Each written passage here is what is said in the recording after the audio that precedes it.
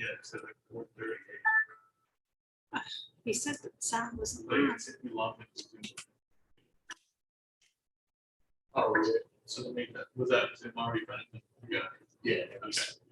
Yeah, so it's probably. But Do you remember how to do this stuff here? Yeah, we'll copy the.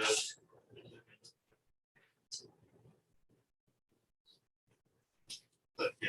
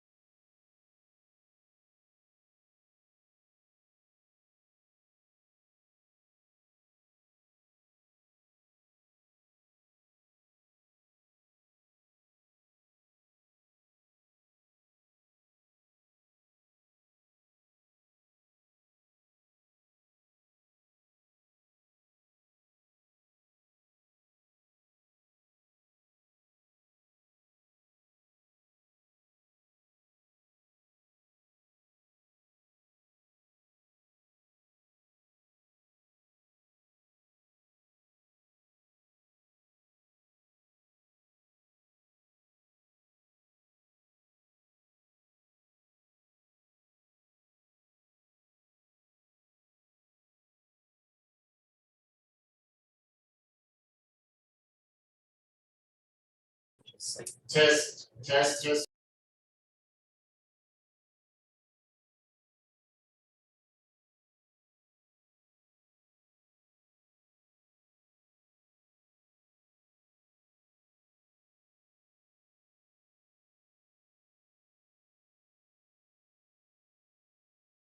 But I was like, there has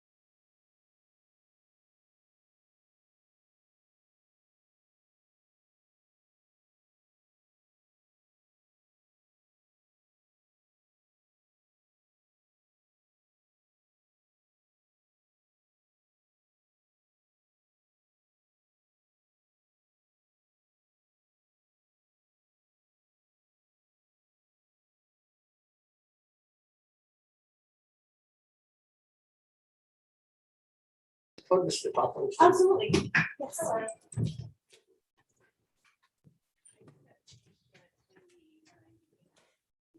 Yeah, I think we just have. Okay. Sorry. We've got a lot of panelists on the demo delay thing, and it's kind of messing with how many panelists, I think, one Zoom can have. All right, let's call this meeting of the Hartford Select Board to order at 6 p.m. on Tuesday, October 5th. And we'll start with the Pledge of Allegiance. Any volunteers want to lead us in the pledge? I will gladly. Go ahead. I pledge allegiance to the flag of the United States of America and to the republic for which it stands, one nation, under God, indivisible, liberty and justice for all. Thank you. Okay, no business before us as the local liquor control board. Next up, we will go with public comments. So we ask if you have a public comment that you come up to the microphone. Excuse me, state your name and town. You have 5 minutes and there'll be no personal attacks, and we'll give you a 30-second warning when your time is up. Are we off to the races? My name is Jeff Arnold. I'm from Wilder. And the reason I'm stepping forth tonight to make a public comment is about our tree ward. I'm on the tree board and our tree warden resigned. And I don't think it's on the schedule to be discussed tonight. So I think it's all right to talk about.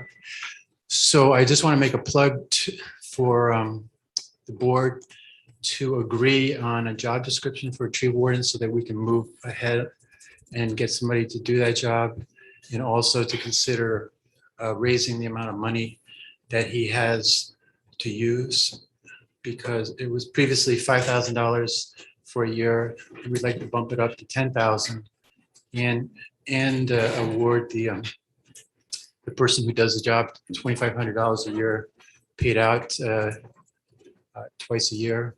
Not 2,500, but half and half. And so that it's really a time-consuming job when it's done properly. As you know, the emerald ash borer is killing off all the ash trees across the country. And it's reached Vermont, and a lot of the ash trees are dying. So rather than have the rec department director and the public works director deal with this kind of a crisis, I think would be better, as according to a state statute, which says specifically that the tree warden shall control all shade trees within the municipality. It's in state statute, and basically the job description is just what state statute says it is for the tree warden, which is to maintain all the trees. Shade trees are the trees that are planted by the municipality. And those include all the trees that any state project hands over to the town. So like we're constantly having new project, new road improvements, and then trees go in, like on Hartford Avenue, you have all those trees along the street there. And now at the traffic circles, we have trees in the traffic circles. And it's really the job of the tree warden to make sure that those trees are healthy. So it's a really important job, and it is written, there's like 10 statutes describing what a tree warden does, and underneath it's under Title 24 Municipal and County Government, and Chapter 67 Parks and Trees. The statutes are 2,502 to 2,511 describe what the duties are of a tree warden. So it's an extremely important position and needs to get filled soon. And $10,000 doesn't go very far. Planting or replacing a tree, like all the trees going into the high school are all ash trees that are planted right on that curve. All the trees leading to the municipal county courthouse are all ash trees. And we paid like $1,500 this year to treat them to prevent emerald ash borer disease. And the treatment lasts for 2 years, but it's an expensive treatment. And we don't expect it to try to protect all the ash trees in town, because that would be way too expensive. But it's costly to remove trees that are dead and dying. That are putting people in peril. So I hope that you put it on the docket and consider it seriously and try to get this decision made quickly. Thank you. Thank you. Any more public comment before we go to select board comment? Question for Mr. Herbert. Oh, Jeff. That's what I have to. Oh, okay, sorry. Guess you have a couple of questions for you. Jeff, You escaped. yeah. Well, Might I you, got other things I go want ahead, to do. Sir. Might you have a suggestion for us, Jeff? Who would be a replacement for the tree warden? But does the board have a? We thought we had a great tree warden in the last one, but he didn't have the time to do the job. And Do you have anybody that you might throw up for the? no, we're gonna have to search hard to find somebody. I mean, I thought like Jim Bowden, who is the head of the conservation committee or one of the administrative officers on that committee. He would be good because he's a forester, but he doesn't show a lot of interest. So I can only speak for myself, but I think that we would value the input from the tree board to make a suggestion on who that replacement would be. well, yeah, we would do that. But first, the first thing that has to be done is you okaying the position and the job description.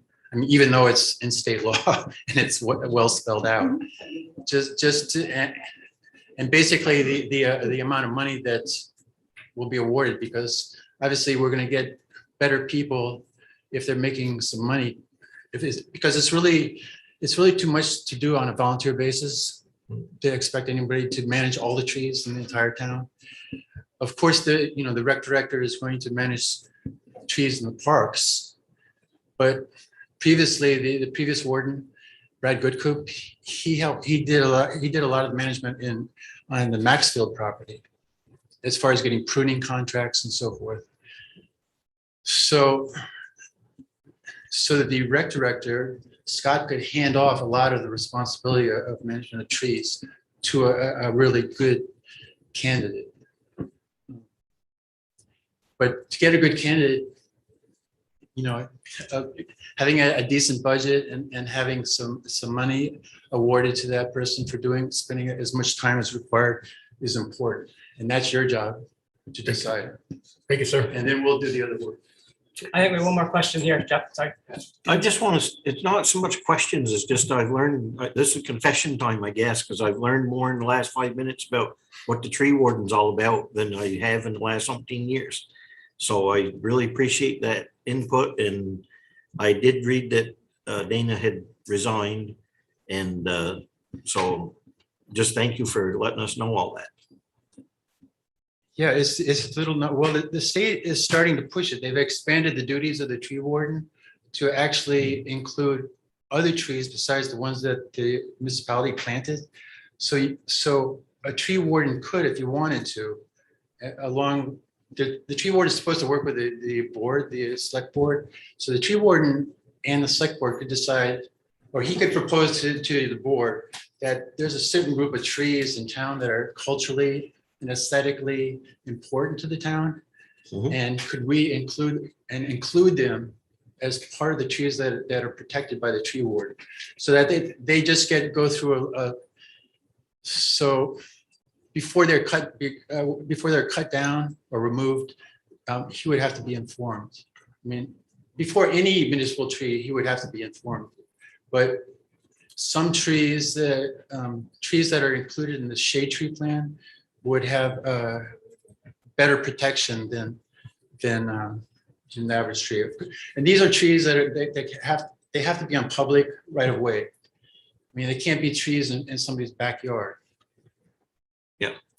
So before Dana, I think it was Brad, and I forget his last name, begin with a G. Good. Yeah, thank you. And he came in and briefed us on some projects they did, but not actually the tree warden's duties, and you just did that. And so that's why I'm grateful for that, because I just didn't know as much as I pretend to know now. Well, I think Dan has handed out the job description, haven't you? Not to the board yet. Oh. Well, you can just read it. It's all state statute. I mean, all the descriptions, they can even punish people for damaging a tree.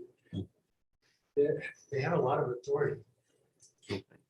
Thank you. A little known position, but it's well documented in state statute. Thank you. Thank you. Thanks, Jeff. Any other public comment? Yeah. Could you bring over Mike Morris? Sure.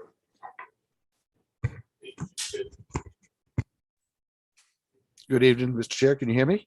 Yes, go ahead. Following up on another Board of Civil Authority meeting we had last week, which you also attended, Dan. I thought it was nice that John complimented Lisa for handling this the way she has. And I think we had the largest attendance of Board of Civil Authority in any one meeting that I've seen in the past 4 or 5 years. And I thought that Lisa should get a lot of credit for pulling this together. And that's my shout out for Lisa and the Board of Civil Authority. Like I said, I think the largest attendance I've ever seen. So just want to give them a compliment. Thank you. Thank you, Mike. Yes, we need to thank Lisa.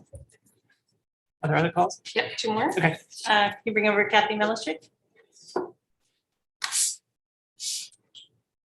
Kathy, when you're ready. Hello, this is Kathy Melisick in Wilder, Vermont. And I had 2 quick things. One is I was gonna also put in a plug for a movement on the tree warden. Living on Hartford Ave, you know, we have a lot of trees on the right of way that could possibly be concerning.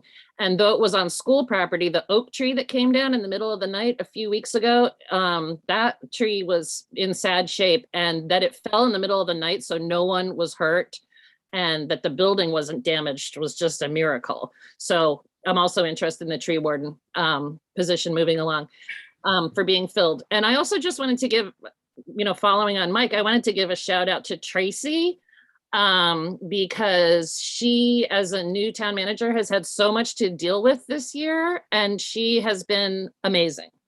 And you may already know that, but I just wanted to make sure it was actually on the record. And I thank her for all she's done already, and especially as we move into the new budget work period. That's it. Thank you, Kathy. We agree. There's one more, Martha Bartlett. Okay, go ahead. It's Marcy, right? Yes, it's my alter ego. Martha's the legal name, just for the record. Marcy Bartlett Wilder, Vermont. Thanks. Gee, Kathy, there you are next door. Yes, I stopped in and met Tracy finally for the first time this week. And, you know, everybody in the town should do that. They should stop in and meet your town manager in person. And one of the things I am known to do is greet people. And one of the MOs I've used in my professional life is to make a point of greeting people, because down the road, when there's a conflict, you have a bank of goodwill to draw on so that you can work through stuff, right? Everybody's got stuff. So I'd like to say a loud thank you also to our public works people, Hannah Tyler and the crew. There was a thing in the listserv a week or 2 ago about someone whose yard turned into a sea and lots of damage. And without asking, the folks from our town showed up, cleaned up, put soil, reseeded it. These are the people who are, in my view, some of the unsung heroes, and they're all throughout the town. I would like to know what is done to show appreciation at the board level and the administration level to show the appreciation, particularly in a time when COVID has turned a lot of people into grouch-keteers. And we need that. We need to have people who know that they are valued. And it takes something at a grassroots level. And I would just like to see more of that personal touch, particularly as we live in some challenging times. Thank you, Marcy. That's it for, okay, thanks. Other comments? My name is Wayne Kendall, White River, Vermont. A couple weeks ago, I came to a select board meeting and was talking about Simon Dennis building structures and huts. And I was told it was he said, she said, pretty much verbatim. I have here a statement that Newsbreak put out, and this is right from Simon Dennis's mouth. I'd like to hand out this to each one of you if possible, so you can see it in writing. Is that okay? Sure.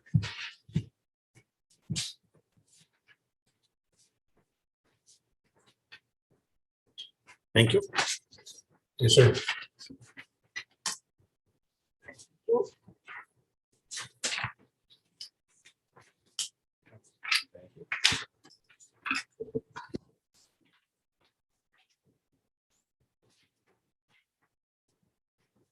This is Simon's words. In an interview with the Mountain Times, Dennis said that he is constructing and placing small structures in separate from his work on the Emergency Shelter Committee. Is that a conflict of interest since he is plainly admitting to breaking the ordinances and building these black and white for everybody to see? So I'm asking that Simon Dennis be removed from the ad hoc committee for failing to uphold the ordinances for the town of Hartford. And what is going to be done about him building these structures and putting them out?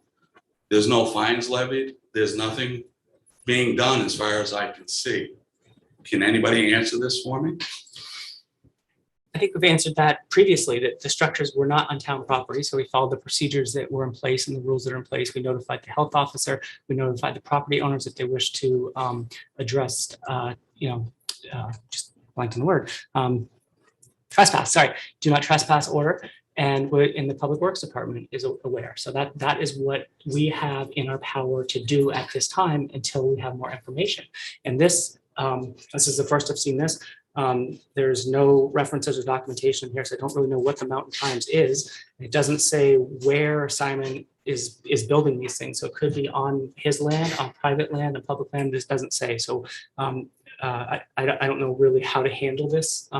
It's there. There's a statement, but it doesn't tell us where those things are built. So we can follow up that and find out about that. But this in itself, I don't know who the Mountain Times is. And there's no documentation here for where they're from or who about the details of this interview, but we can follow up on it. It's a Killington newspaper. And if you take 5 minutes and drive down Latham Works Lane, you will see where he's building these. His neighbors have complained. People have taken photos. He's building them in his yard on his property, which my understanding, you need a building permit. You do. So we can follow up on that with zoning and planning and find out whether he has permits for that. And ask the town manager if she doesn't mind following up to see if there are permits for those. I don't know. That's out of my purview. So we can follow up on that. We've checked with the zoning. Simon has not filed for one single permit this year, not one, for the whole entire year of 2021. Not a single permit. You call the zoning office and you ask about it, and they are informed to send all requests to the town manager, Tracy. And that sounds like that's the procedure that's used. So I'm assuming that's happening. We've just asked her if she can follow up on that. So we will. Why is the zoning office not being allowed to do their job when somebody calls and asks a question? They are told, the zoning office is told to transfer to Tracy, only in the circumstances of Simon Dennis. I have no idea what the rules are for the zoning. We don't set those rules for the zoning, so I'm not sure. But we made the town manager aware. We can follow up. Thank you. I'm running the meeting. I'm well aware of that, so I will handle it. Thank you very much. Manny, go ahead. Just wondering, Tracy, you're gonna follow up with zoning? Yeah, I'm gonna email Joanne Allison, Tom Peltier, who's our zoning administrator and our fire marshal right now. Okay, can you, if you get a list back from them as far as if there have been permits, can you copy the board on those? If there has been permits drawn? Yeah, I can keep you guys up to date on kind of what those conversations are with both of them. Okay, if there are permits, it'd just be nice for us to know.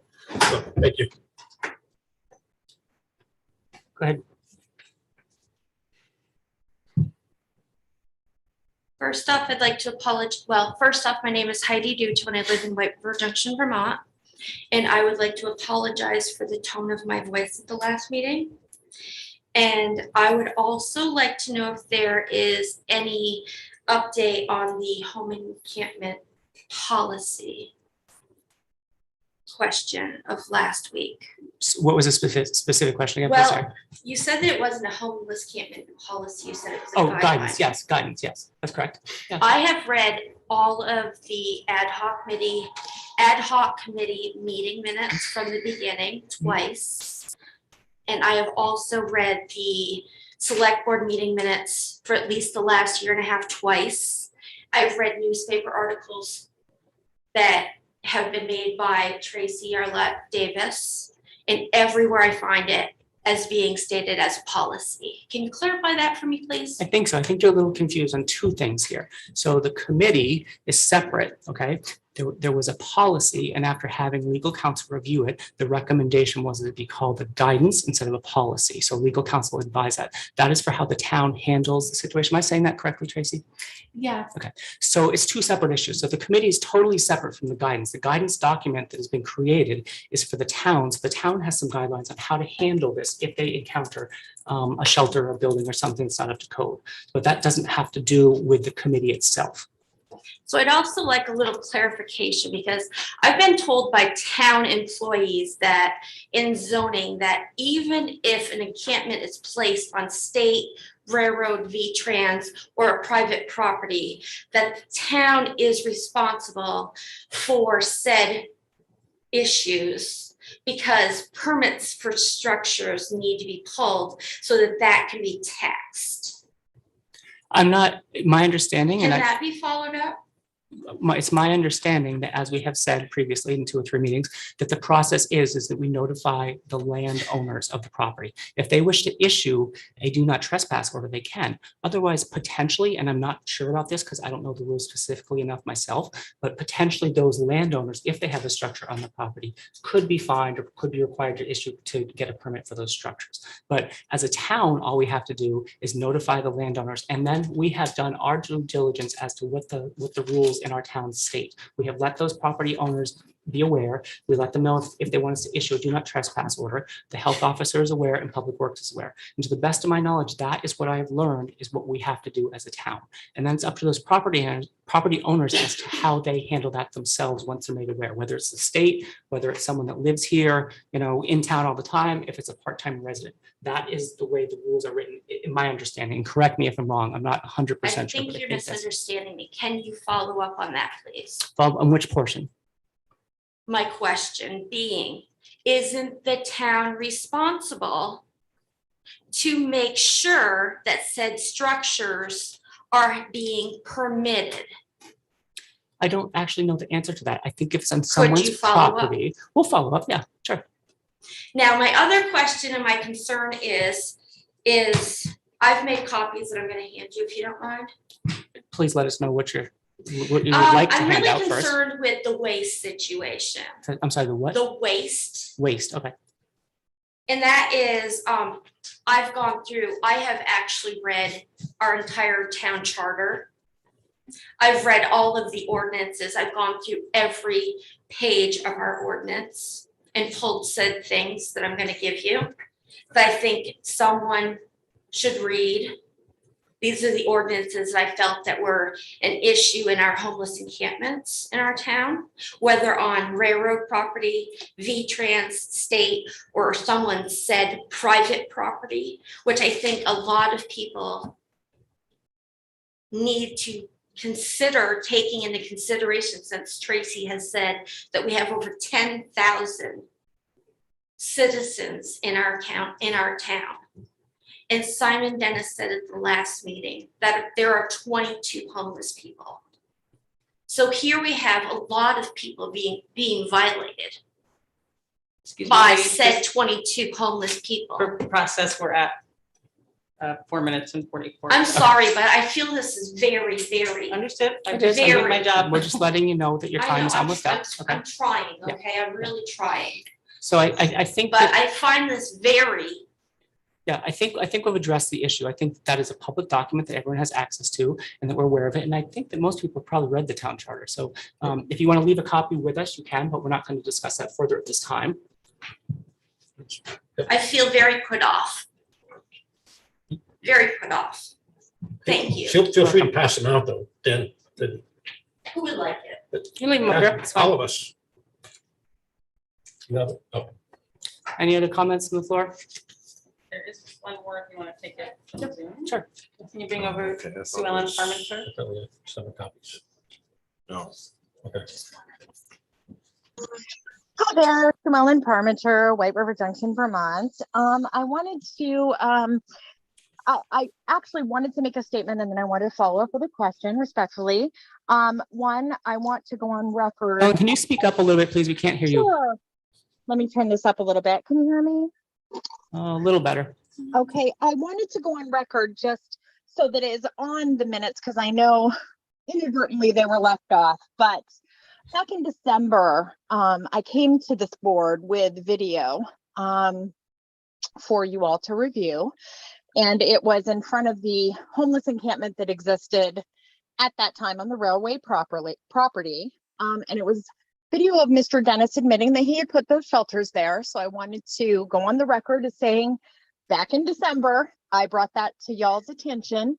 And I think we're a bit remiss when the state emailed our town manager in March, admitting they had knowledge that Mr. Dennis was putting these huts there. And anybody can ask for a copy of this email, like I did. But they did say that they wouldn't help defer cost because Mr. Dennis, a member of the select board at the time, put the huts there. So I just kind of wanted to reiterate that because I did call in last December to make sure that that was on the minutes. But also, Dan, is it your position that the encampment policy, as stated in the Valley News and every other media source, was formally adopted by our town? I'm sorry, what? Is it your position that the encampment policy, as it has been stated numerous times this year, since March, I think, Valley News, every other news source, as well as the town page, is this your position that the encampment policy that was presented by Ms. Davis was adopted through the channels mandated by our charter? If I remember correctly, and I'd have to go back and check the documents, but I think that was the guidance. Are you referring to the guidance document that I'm referring to the policy because it was on the town website as the policy. It was in the Valley News as the policy. It was a policy. It was stated as a policy. And I want to know if it was adopted through y'all and through the 3 steps we all know that are there. Was it formally adopted the way we need to be doing it as a town through the charter? I don't remember because I think it was changed. Go ahead, Kim. Correct me if I'm wrong.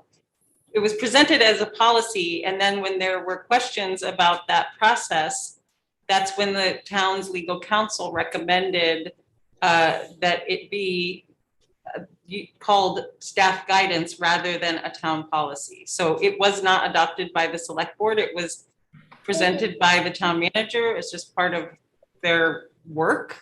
But it was posted to the town website as a policy that was adopted by our town. So I'm just. I think it's been corrected, and if it hasn't, then it will be. Okay. That was an error on our part. Okay, that's what I wanted to know. Thank you so much for your time. Thank you. Have a good evening. Thank you too. Is that all the ones on Zoom? That was it. Okay, perfect. Okay. Dennis, go ahead. Thank you, Mr. Chair.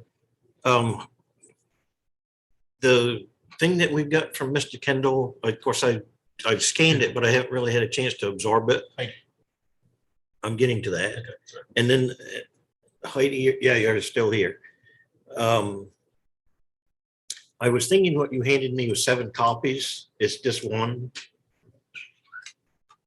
So What? this that you handed me was, I thought it was 7 copies. Just one copy of it. Of Okay. all. Well, Pass on. okay, I guess I'm thinking it would probably be better if you emailed that to all of us so we can take I a can do that. study it. Yeah. I can do that. Because there's a lot of information here and I won't have time to look at it now. And I doubt anybody else will. So I appreciate having it, but I would like to look at it more in depth. Thank you. Any point in passing this down? Okay, yeah, we don't have time to look at that right now. Dan, did you have a comment? No, I Okay. would thank you for concern, bringing it to the attention of the board, and the board will, with the town manager's help, look into it further. Thank you. Can I just ask, who is responsible for enforcing permit regulations? Planning and zoning. So again, like most town operations, it is driven by, we can't go out there and look in every single one of your backyards. So we do need to know when we see something going on. And then unpermitted structures go through an entire process. And as always, we try to work with individuals who may need some help rather than just going straight to like an enforcement process. And I would hope, because this has clearly been brought to the town's attention, that no special treatment or exemptions would be made for Simon Dennis, so.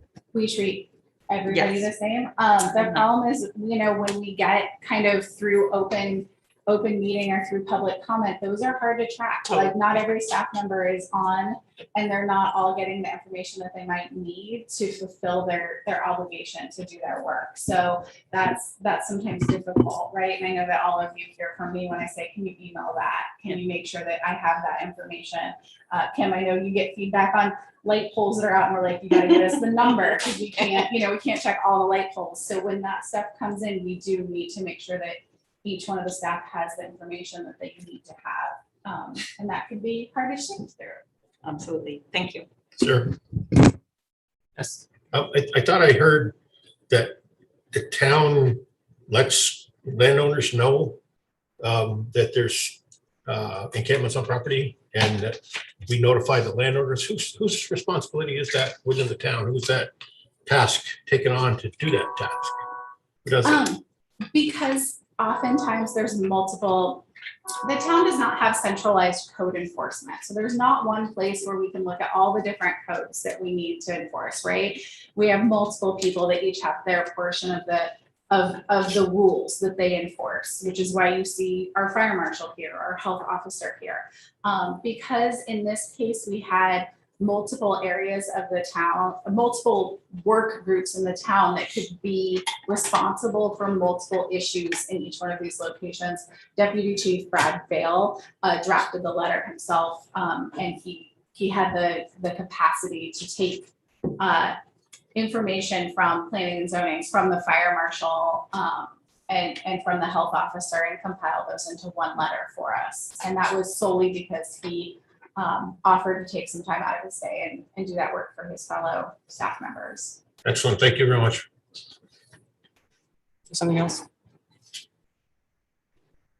Heidi Duke to White River Junction. I don't think this is on. I think it's on. Heidi Duke to White River Junction. I have one more question. I brought this to your attention at 3 select board meetings ago. Has this ever been looked What are you into referring before? to? Sorry, what are you referring to? The lack of permits. We're addressing it. It's not my job to address the permits. We brought it to the town manager's attention. She just told you what the process is. It's zoning and planning. It's not going to happen overnight. They're aware of it. The town is extremely understaffed. So it's going to take some time to address these issues, unfortunately. But you have brought it to us. We have brought it to the town manager, who's bringing it to her crew. And when we have answers, we will report back to you. Were they addressed last October when they were over on Prospect Street when he was still a seated select board member?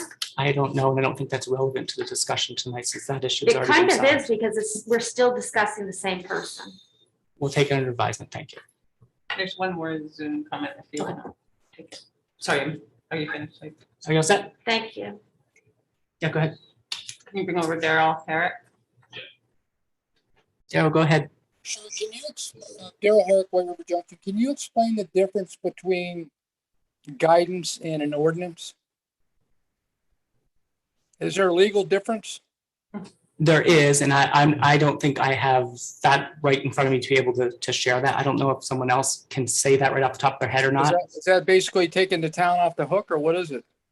It's just what legal counsel advised us to do, how we handle it to move it forward. Just like legal counsel every year looks at the ballot before it goes out to make sure that things are worded correctly, and we tweak those based on what they say, so that when that vote is taken, things are legal. So it's quite common that we seek legal counsel to make sure that things are done appropriately, so we don't have to backtrack and have special elections or recount a vote or do whatever. That's pretty common procedure.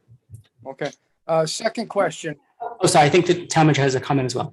Dan, I think one of the points to think about when you're thinking about these two different things is if we're directing the actions of staff and their day-to-day activities and their work in the town, or whether we're directing the entirety of the town. So for example, the parking ordinance that's getting ready, that we spoke about a few months ago, kind of puts a discussion over all of the town residents, elected staff alike. We're all gonna follow those rules.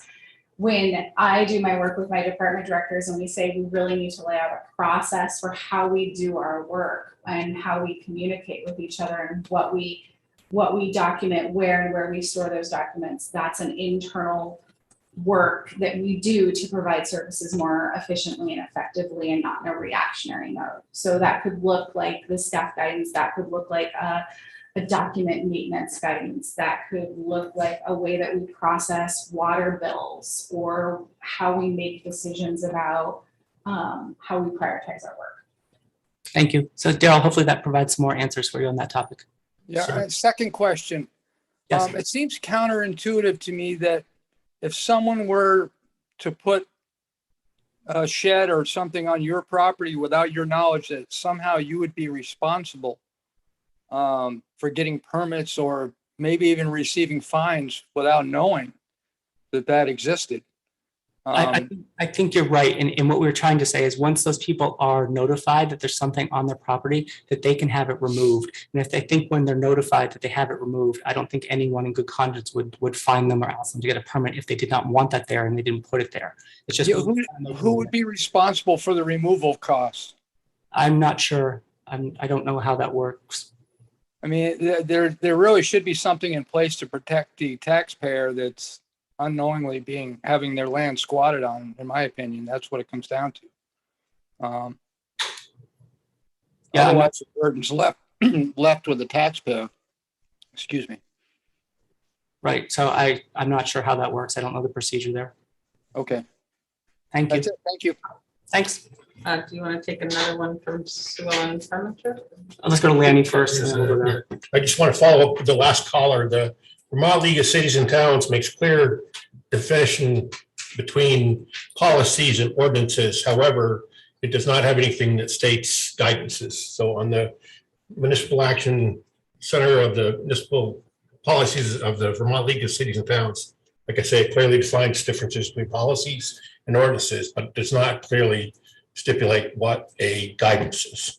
So that's one thing that's left a little vague on that. So just to help out, clear out the last caller's questions on that. So thank you.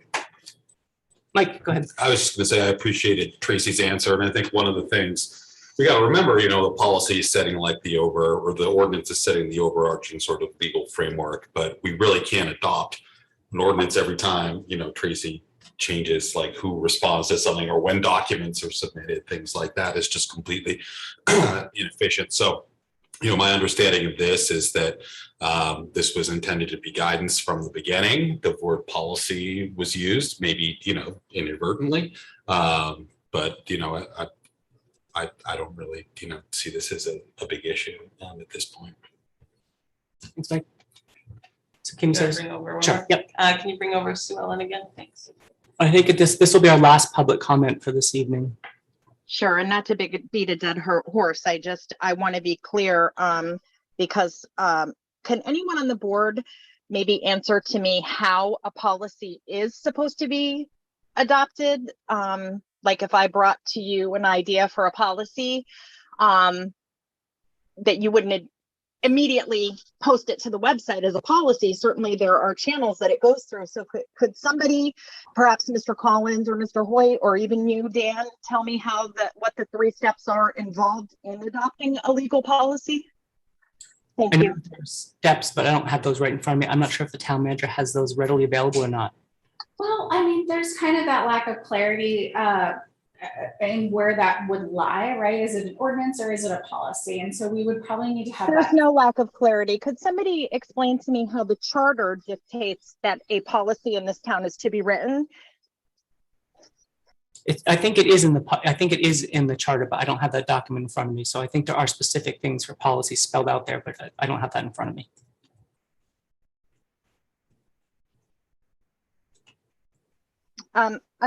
I think that I know what the 3 steps are that make things a policy. Mr. Collins, Mr. Hoyt, are either of you aware? I think we're not going to discuss the policy right now. It's not relevant. It's in the charter, and we're not addressing a policy issue specifically at this point. We're talking about a guidance, and so I think if people want to look that up, they can. But we don't have a policy in front of us that we need to look at this time. So I think we're just going to leave that discussion there where it is, and we'll get back to that if it comes up to us where we need to address a policy. Okay, sure. It sounded, Dan, like there was a copy of the charter dropped off that will be emailed to us. Is that? Oh, it's on the website. So It's on the it's all website. there. I just don't know what it Yeah. is off the top of my head. I don't Yeah. have my computer in front of me. So it's, 1,000 pages long. Yeah, or no, 110 no, or whatever no, it I is. hear it. But I'll make or sure. whatever. It's there for sure. I just can't cite it off the top of my head. That's all. So, okay. Thank you, everybody, for sharing those comments. Now we'll move to select board comments. Let's start at Kim's end. Anything down there from you, Kim? Nothing. Mike? No, nothing new for me. I'm rooting for the Red Sox. Like my esteemed colleague to my left. There is hope. Thank you. Do I have to put this hat on? Please don't. Please don't. Joe. Just a public service announcement. October is National Breast Cancer Awareness Month. I try to wear pink every single day of the month. My mother succumbed to this terrible disease. So in her honor, I try to, as much as I can, make our good women of Hartford know, please, please, please make sure you get your mammogram. It is so vitally important, particularly now when we're dealing with COVID and we're thinking about other things. Get your mammogram, and it is in her memory. I do that. So thank you very much, Mr. Chair. Thanks, Jill. Ellen? Yeah, I just wanted to give a shout out to Hannah Tyler, our Director of Public Works, and Assistant Director of Public Works, Jeremy Delisle, who a couple of weeks ago gave me a very informative tour of the Public Works Department and the wastewater treatment plant in White River. I got to chat with also Steve and Randy at the treatment plant, who are just so knowledgeable. And literally, I said to Randy, like, so you basically make sure things don't explode, right? He was like, yeah, basically. So just in awe of everything that our Public Works Department does. And they were also really generous in kind of explaining, like, all right, this is the purpose of this piece of equipment, and this is why we might, opt to purchase this versus that. So I would encourage any board members who haven't been able to touch base with them or take a tour yet. It was very, very informative. And I think I was already sort of bowing down to Public Works, but like, double bow down after that tour just because of the magnitude of what they do. So huge appreciation to them. Sally, Randy. Yes, Tracy, I'd asked in the past about possibility of opening up Cascadenick Avenue. And I know that Deputy Chief Brad Vale had spoken about looking into that. I didn't know if there was any headway made on that. And also we'd spoke a couple select board meetings ago, I think, about surveys. You were going to try to look into the possibility of contacting some agency about that. Have you made any headway on that by chance? Yeah, Did so those- we're taking a quick look at, I'm gonna mispronounce it. Cascadenick. Cascadenick. It reminds me of a function in Microsoft Excel, so I'm gonna mess that up until the end of time. And it looks like we're gonna need to do a little bit more work with that and really coordinate with the school. And I have to say, it looks to be a little bit of a political movement, because the school does like having, and those residents do appear to like having that street closed. So what we can do is, if you want us to continue to do that work, y'all can bring that forth as an agenda, and we can do a little bit more work around that. That was just from some casual conversations on the temperature of opening that street back up. But if you want to bring it forth as an agenda item, knowing we're moving into budget, I'm more than happy to dig into that a little bit more. In terms of a national survey, I did speak with Paulco, which does the National Community Survey. So it's a broad survey by a professional team that has crafted a standard set of questions. So it allows any community to purchase this service, and they will perform the entire survey using statistically relevant sampling techniques with a series of questions that allows you to compare to other communities. Right now, they have let me know that to buy into their product is about $15,000. So that is a number I just got, and I'm not sure where that leads us. But again, we can continue to have that conversation during budget if that's something we want to add in. We can definitely talk about that. But it is something that we have to have a conversation as a group. Okay. And as far as the cascade thing, I appreciate what you're doing to check into that stuff. Deputy Chief Fail had spoke about possibly opening up the street for during storms. Is that, instead of opening it up altogether again, just opening up during storms? Is that something that had been considered? I think what I heard the last time I checked in with Public Works is they would really need to evaluate if it was safe to plow. And if that was something that they had the equipment and the ability to do in terms of the structure of the street. Again, I don't have a commercial driver's license. I'm not authorized to drive a plow. When they start talking to me about those big machines and their reasoning behind them, I do have to ask them. But I can ask them if you want me to do a little bit more work, like just let Dan and Joe know we meet every other Tuesday on agenda items, and we can get a formal agenda memo together.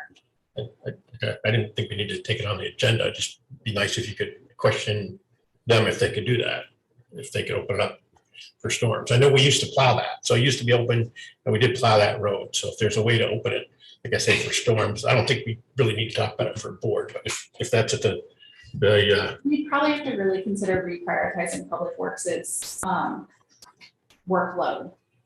If we wanted to talk about that, because I know that they are pretty stretched when it comes to plowing this winter. So I would want to definitely have a bigger conversation about what else is on their plate and what they thought it would take. But I can, my computer's open. I can shoot an email and I can check in with them probably next week. Thank you. All right. Thank you very much. Dennis. Thank you. Last week I had the opportunity to meet with some select board members and some school board members in a joint meeting that we had. And I really appreciated being able to take that time. We worked on some diversity issues and together, and I learned some things, and I felt when I got done with that, I didn't go there for this purpose, but I felt it turned into kind of a team building exercise, and working with some of you on, out of this ribbon. And I just came away learning a lot and enjoying it thoroughly. And that was just a good thing. I just want to make that comment. Thank you. Thanks, Dennis. I want to follow up on something that Marcy alluded to that was on the listserv the other day, praise for our town employees. This is from Martin and Carrie Jo Grant, which I think just really speaks highly to our Public Works Department. So I'm going to read it. Around 9 p.m. on Friday, September 17th, the water main burst on our street and quickly flooded our yard, surrounding our house with thousands of gallons of water and turning our street into a small river. Minutes after reporting it to 911, many town employees arrived on the scene to help, including the police, fire, and water departments. They stayed into the early morning, past 4 a.m., according to the neighbors, to repair the damaged water main. It was quite a mess, and we were grateful these teams responded so quickly. As you can imagine, the scene the next day was ugly. Our street was filthy, and a couple of neighbors had slight damage to their yards, but our property got hit the hardest. A large portion of our yard was buried under several inches of silt and sand. We had no idea how we would clean it up. However, when Monday morning arrived, we were surprised to find several town employees already hard at work cleaning up the mess. They worked for 2 days, removing several truckloads of sand from our yard, added new topsoil, and reseeded where necessary. We didn't have to ask for help from our town. Help arrived on its own. We're so appreciative to the kindness and consideration and genuine care that was shown to us during a challenging experience. The water came dangerously close to our foundation, and we believe it was the quick response from these amazing teams that likely kept our basement from flooding. While everyone involved was helpful and supportive, we'd like to specifically thank Evan and the water department for being so considerate. He went out of his way to include us in the process and kept us informed on what was happening. We rock, Evan, with so much gratefulness for the amazing response response crews we have in our town, Martin and Carrie Jo Grant. So that's what we like to hear. Though that sort of exemplifies what kind of employees we have here in town. And we always complain about everything that goes wrong. So it's so nice to hear something like this that gets publicized where everyone can see it. And I know not everyone follows the listserv, so that's why I chose to read it. But that appeared on Tuesday, September 28th. So thank you for sharing those comments with us. And we hope, Evan, that you heard that and hear how much everyone in those departments is appreciated by everyone in town. So thank you. One other comment I wanted to make was we have a new town manager here, which is full-time, yay, as we know. And so as we enter budget season, we're going to do things a little bit differently. So tonight we have our regular meeting on the 12th, which is next week, and on the 23rd, we have budget meetings. So what we're going to do is we're going to take no public comment and no select board comment on the budget. It's just going to be strictly a learning and absorbing experience for us. Those questions we can then ask later once those are presented. Do I have that correctly, Tracy? I know, I think you and I were going back and forth, and I think we thought the idea is we would kind of do a presentation and then hear comments and questions specifically on that presentation instead of, we oftentimes don't get to my town manager report for the first hour of a regular meeting. So instead of offering open public comment, open select board comment, we would stick on our usual schedule of a regular select board meeting, getting those items on the agenda. Totally, if you change your mind, if that doesn't work for any of you, please let us know. And then coming into the budget meeting and making those short and sweet, focusing on those 3 to 4 presentations that you're going to getting comments related to that. And then that way we can kind of just, even if we're spending every week together, we can maybe get home and enjoy a late dinner with our friends and family on those budget Tuesdays. So anyway, it's going to be a little different, just to let you know. We're going to try and make the comments more specific to what's going on, so that they don't go on so long until we do get home early. So just to give everyone a heads up about that. So thank you. We'll figure out the details as we get closer. Thank you. Okay. Any other select board comments? Chairman. In deference to having the budget presented in that manner, we have to also remember that open meeting law does state that any open meeting of the public, citizens are allowed public comment.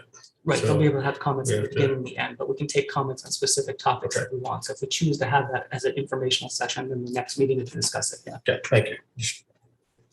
Okay, that will bring us to appointments. So we have the appointment of Carolyn Hooper, who I think is here with us, to the Climate Action Committee. Her information is in the packet. I don't know, Carolyn, do you want to come up and introduce yourself and tell us about you? Good evening. I'm Carolyn Hooper, Wilder, Vermont. I am asking for appointment to the Climate Action Committee. I have been part of the Climate Action Planning Team since the beginning, almost a year ago. I have presented to the Select Board for the adoption of that, and I'm looking forward to being part of a continuing process to help the town usher through this climate action planning, both with efficiency and paying attention to what people need and want, but also to the urgency of how things and when things need to be done. So I'm asking for your support for that appointment. Thank you. Any questions? Anyone on the board? Let's go ahead. Miss Carolyn, is this a reappointment or an appointment? This is an appointment. So I was part of the volunteer climate action planning team that put together the climate action planning document that you all adopted. Yeah. So the climate action committee is the permanent committee that helps advise now, or will advise going forward. Thank you. Okay. Other questions? Joe. Okay, I just want to thank you for your commitment. Prior to this, you were very passionate in your statements, and I think pushed this board to understand what and how important climate change is. And I want to thank you for that. And I'd like to make a motion considering that. I'd like to have the board appoint Carolyn Hooper to the Climate Action Committee for a 3-year term beginning October 5th, 2021 and ending October 4th, 2024. Is there a second? Second. Ally, any further questions or comments? Hearing none, we'll call the question. All in favor, say aye. Aye. So it's unanimous. Congratulations. Thank you, Carolyn. Thank you very much. Thank you. Dennis, go ahead. Before we get into the next one, is it, Okay, now I just answered my own question. So there's two people applying for one position. Yes. Okay, thank you. So what I thought we'd do is have each of the Yeah. people that are interested in the position come up. So we're going to start with Michelle. And again, we have information in our packets on both Michelle and Sarah. They're both here with us this evening. So you can come on up and introduce yourselves. And then after both of them have presented, we will skirt across the hall quickly for a 5-minute little discussion and come back with a verdict. I'm Michelle Boleski. I live in White River Junction. A little bit about myself, for those of you who don't know me. I served on the Microphone, please. I can't hear you. Thank you. Sure. Sorry. Can you hear me now? Better. Okay. Sorry about that. Served on the Hartford School Board for 4 years. Also served on HCOREI, joint committee of the Select Board and School Board for those entire 4 years. I sat on the Sister City Committee, and then before I left, was part of the Community Engagement and Policy Review Committee for the school board. And I would love to be on this committee. I'm very much interested in the design aspect of planning in the town of Hartford. And while I was on the school board, one of the things that I initiated was a renovation of the Wilder School. At that point, before I got on the school board, they were talking about either selling the building, building a new building, or moving the program into existing buildings. And I remembered the process to renovate this building and how they got a committee of community members who had experience in building design. And I can't remember what other qualifications for this particular project, but for the Wilder School, felt like it was important to have someone in education, someone in building, you know, and also community members. And we ended up having a bond, and it got passed, and, you know, we have a beautiful building. And that was really exciting for me to be part of that process. And anyway, that's all for me for now. I could, you know, probably go on for a while. I haven't seen people in person in months, so tend to be quite chatty. Great. Group full of people. Thank you. Thank you, Michelle. Sarah, come on up and introduce yourself. Question. Oh, okay, go ahead. Yeah, please. So, wait a second, Michelle, just one question as far as, if you're a member of the design review committee for the town of Hartford, what do you see the future needs of the town in terms of, for downtown, I guess, or for the. Well, town itself? I just would like to see a balance of growth with a respect for the history of Hartford and the historical buildings. You know, I'd like to see that balance. I think that downtown is great. But I see, you know, there's some things, you know, and I don't even, you know, I don't think, I'm not sure if the design process, you know, on this committee looks to the future and looks at that planning portion, or just deals with projects as they come. So I've been reading the minutes and trying to get a grasp of what is happening. And I just thought it'd be really interesting and exciting to serve on something like that. And I'm really fascinated by the history of Hartford. I'm fascinated about how, like in particular, my neighborhood came to be. And I know there was a project, a survey of Taft Flats in the neighborhoods, and I was able to participate in that. And I spoke with the gentleman who was doing the survey, and I actually had plans for my house that was built in 1958. So it was really exciting to share that with him, and then to read, you know, how the neighborhoods developed. And so I don't know if that answers your question, but. Thank you. All right, thank you. All right, Sarah, come on up. Hi, my name is Sara Ferguson. I live in Wilder.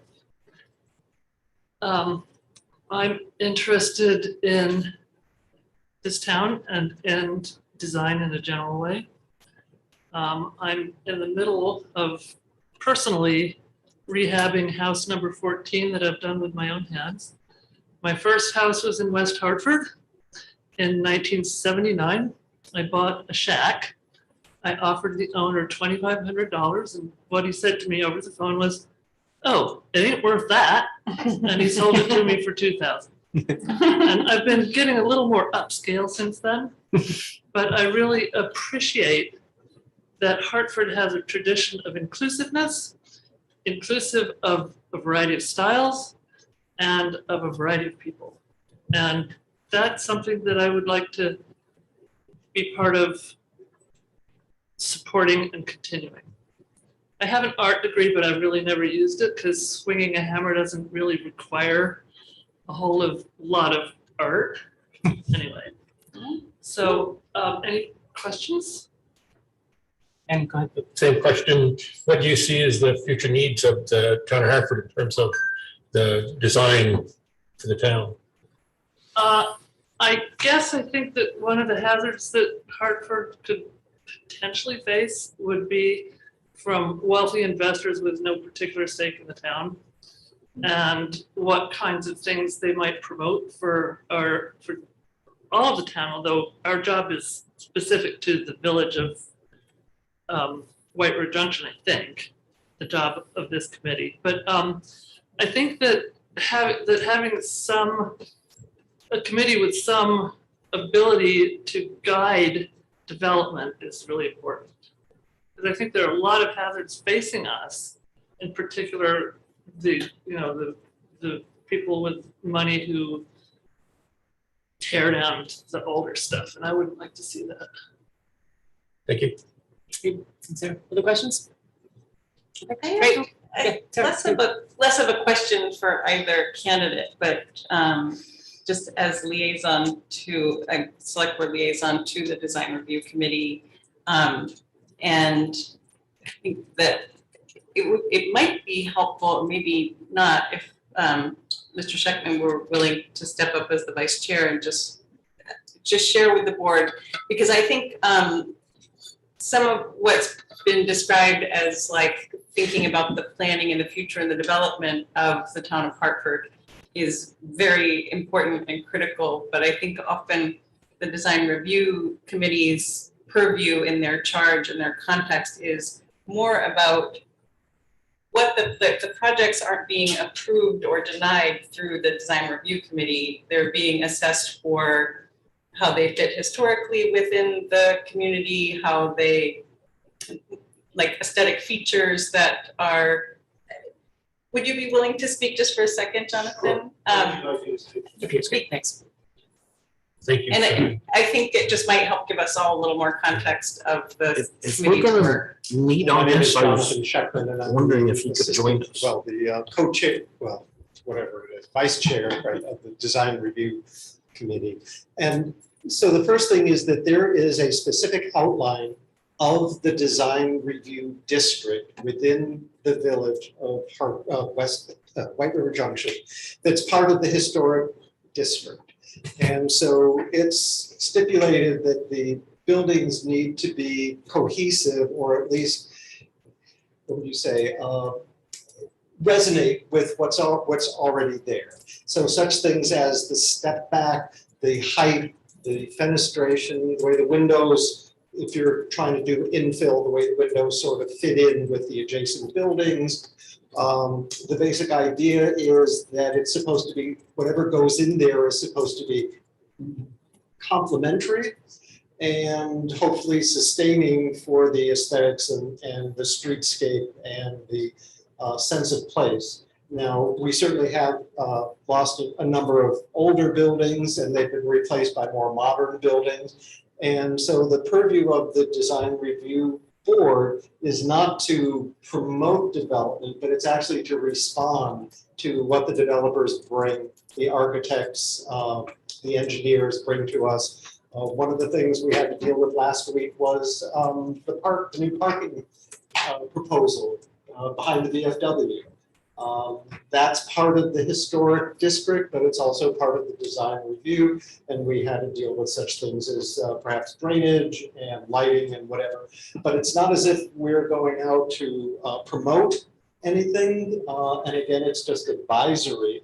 So the planning commission can take that information as they choose or not. Basically, that's, I hope that responds. Thank you. Okay. Thank you very much.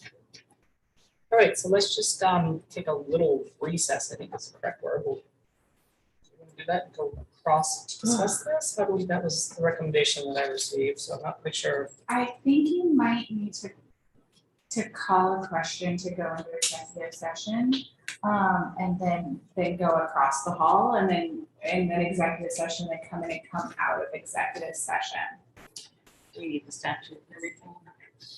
I guess quasi judicial, right? No, not quasi judicial. Mr. Chair, Yes. would it be appropriate to invite the vice chair that just spoke to come with us? I think it should just be the board, is my understanding, that it should be us and the town manager if she wishes to join us, is my understanding. Especially if it's executive session, I don't think that would be fitting. I think we have done that Yeah. occasionally in the past. But if it's not to be, We just need an in accordance line, I think. another thought. So we have one position for two people. And I also know that there's a opening on the Historic Preservation Committee, which has some similarity to it. It's not the same, but it has some similar things. So perhaps, because I hope that whoever doesn't get on that stays involved and maybe give that a try.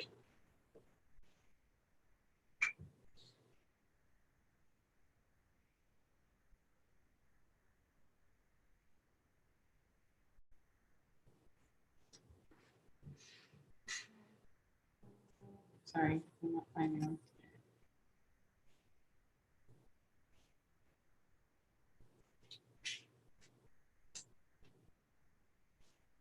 I mean, so she'll just indicate the nature of the business. So would you accept a motion to move into executive session to deliberate the candidates for the position of the design review committee?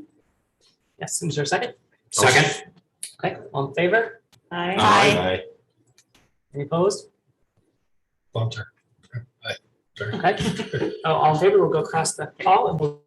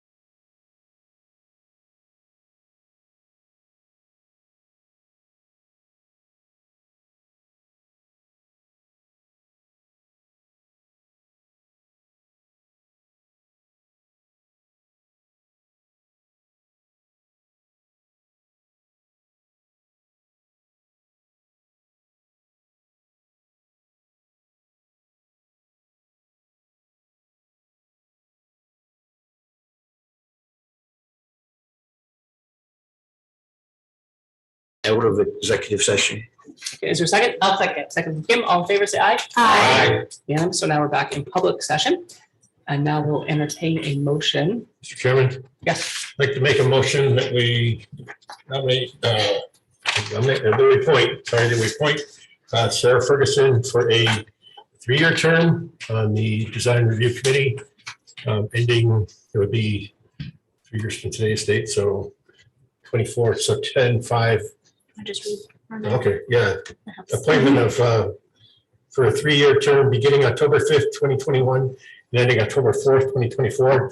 I'd also like to say that we had very good candidates, and it's a tough choice, and good deliberation that we had. Thank you. And we thank you for both applying, and there are lots of other positions and committees, and so Michelle, we really hope you step up to at least one of them. We with need your a second. talents. Oh, sorry, we need a second, sorry. I'll second. Second, thanks, Kim. Thanks for keeping us on track. Yes, Kim, Kim. all in favor? Good discussion. Yes. Yeah, okay, I think both candidates bring a lot to the town, and Michelle, we definitely encourage you to apply for the Historic Preservation Committee, because I think you'd be a very good candidate for that position, and a position that we need to have filled in the town. Thank you. Any other comments, discussion? I just think it's great that we have such qualified, good candidates who want to serve the town. So I think we all appreciate that very much. Okay. Yep. So all in favor? Aye. Unanimous. Thank you, Sarah. Thank you, Michelle. Yes, come up to the microphone. I just wanted to say thank you very much. And also I wanted to say it's really a pleasure to meet you, Michelle. And we will be meeting again in the future from our respective seats in the town meeting or whatever. From the podium, taking turns. Thank you, everybody. Thank you both very much. Thank you. Okay, that will bring us up to the town manager's report. Yeah, it's okay. Yeah, I just really want to highlight my staff. I know that they do significant activities every 2 weeks. And I asked them to do their top 5 because the things that they do every day are so numerous and so broad that I believe my predecessors used to have them list a lot more. And it was huge. But I do want to specifically give my thanks to the team at Bugby for having me out for lunch and a little talk to introduce me to the folks that eat lunch at Bugby. And also let people know that, Bugby is an amazing resource for all of us to have, and they love having visitors. So not only the 7 of you, but any of our committee members, if you want to reach out to Mark and come and have spaghetti with the folks and let them know what you're all about and what your priorities are. It was a really fun experience for me. And I actually ate lunch that day with a vegetable. So thank you, Bugby, for feeding me and not letting me live off of pretzels. So I did want to just really highlight the staff. This has been a big push for all of them continuing. We're going into budget. And, we don't talk a lot about departments like IT and the assessor and the clerk and the finance department who are really inwardly focused in a lot of ways. They're just making sure that we're complying with rules, that we are having strong internal processes, that we are doing the math correctly and protecting our internal information. And it's just been a really great opportunity for me to continue to represent the staff and help them be the best they can be and be more efficient and effective. And I do want to, Public Works asked me to remind you to only flush toilet paper.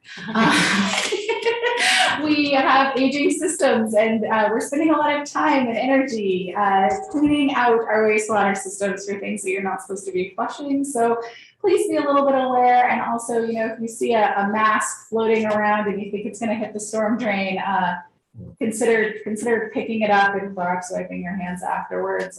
We're just going to continue to protect our infrastructure and make sure that things are getting done. And then the only other thing that I really wanted to highlight, again, I just can't pick one person that just continues to go above and beyond. It's amazing every day, the staff that we have, but I did want to give a shout out to Sergeant Scott Moody, who was presented with a dedicated service award by Turning Point Recovery Center at their Recovery Awards Gala. I haven't seen pictures. I'd love to see pictures, Sergeant Moody, if you got me. And he was recognized for his efforts in overdose outreach and recovery. And this is something that Sergeant Moody speaks very passionately about and is really committed in the community to making those efforts to provide citizens with service and to ensure that we are doing everything we can for everyone that's here in the town of Hartford. I'm happy to answer questions, but you know, I know we have a big agenda, and I figure y'all can read my my kind of boring reports sometimes. Any comments or questions? I have one, Yeah. just quick question just about the unpermitted structures. Have any of the property owners followed up with us? I mean, are there still individuals there? I'm just sort of unclear on the status of where it is currently. Yeah, I'm actually referencing what I wrote Friday morning when I was the last person into the packet this week. I believe we have some of the property owners have reached out to us and asked that we help them post their property, or that they would like to post their property. They don't want individuals on their property. Yes. And we continue to work with them. If they've reached out to us and said, we'd like your help with this, how do we mitigate these issues, we provide that service to them. I think at this point, all of them have reached out and asked us to help them trespass individuals. Okay. As always, I am so in awe of the community policing that Hartford Police does. They're going out and they're saying, hey, you know, we gotta move you eventually. How can we help? Yeah. Okay, good. You know, they're reaching out to our community partners to say, we're not going to just remove your stuff, but let's see what we can do from you, because the folks that own this land would like you to move on. Great. And I think that is a great response by since well. So I'm glad to hear that. So. Sure. Yes. Just wondering, Tracy, if our police department had any progress in figuring out who did the wanton damage to the kilowatt field. That just totally incomprehensible how anybody could damage the field like that. Hopefully they can come up with some answers on that. I just think it's such a terrible thing to see our Parks and Recreation Department go to all that work. Yeah, you'll see in the police department significant activity report that all we can tell you is the investigation is continuing. Active police investigations. I can occasionally get an update, but they really do try to keep that within the policing model for confidentiality, because they have an ongoing investigation. I have heard accolades from the officers that are working the case, that they are doing a really phenomenal job trying to figure out what exactly happened and what we can do to bring that forward. Terrible to see that. Thank you. Dennis, do you have something? Yes, quickly, thank you. The town manager mentioned about stuff going into the waste stream that shouldn't be there. I've had the opportunity to tour both of our treatment plants, White River a long time ago and Queechee more recently, but it's very interesting, and I would recommend it for. Queechee had a open house like tour when they upgraded it. I think it was when I was there. And it was just very interesting. It's just the lump sum of this is because you flush it doesn't mean it's going to disappear. It's going somewhere. It's going to the treatment plants. And it would give people a much better understanding if they get to see the operation. And it's not that unpleasant. It's not that bad. It's very interesting. It's a lot of science through it. I don't know if White River is this way, but Queechee had, instead of chemicals to treat the water, they had installed a new UV system that took the bacteria out of the water.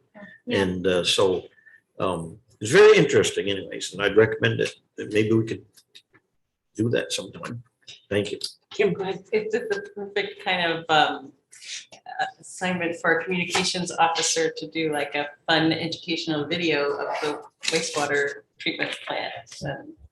If I have the opportunity to have that person on board for fiscal year 23, it's definitely on my list. I came from a place where our wastewater treatment plant did have a YouTube video, and you could do a tour of their wastewater treatment plant. And I thought it was very educational and interesting for folks to be able to understand the process in terms of what happens in your world, what happens in your town. It's a good local event. It's never crowded. It's free. And it'll be a first date to remember. So keep all those things in mind. And again, if any of the rest of you want a tour, just let me, Hannah, and Jeremy know. And they're always happy to take you on tours of the nitty gritty, so to speak, of the town.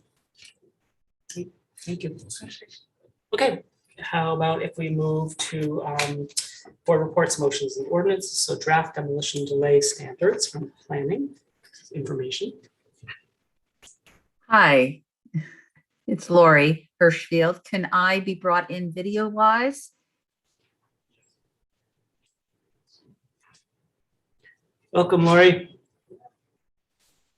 And Lori, would you like me to share my screen? And I'd also, excuse me? Would you like me to share my screen for the presentation or? Yes, please. Okay. And also, if you could bring in Matt Osborne from attendees. Matt is here. He's here live. Oh, Matt is here. I'm sorry, Matt. Joanne from as attendees. Jonathan is there. And is Bruce Riddle in the room? Yeah, he's here. Yes. Okay, so you just need to bring over Joanne as well. Okay.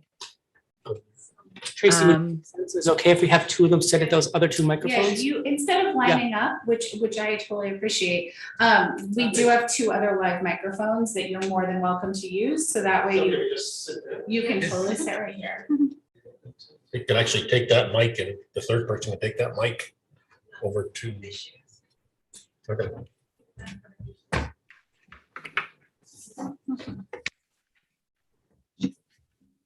All right, so I'll just let me know if you want me to move slides. I'm happy to do that for you.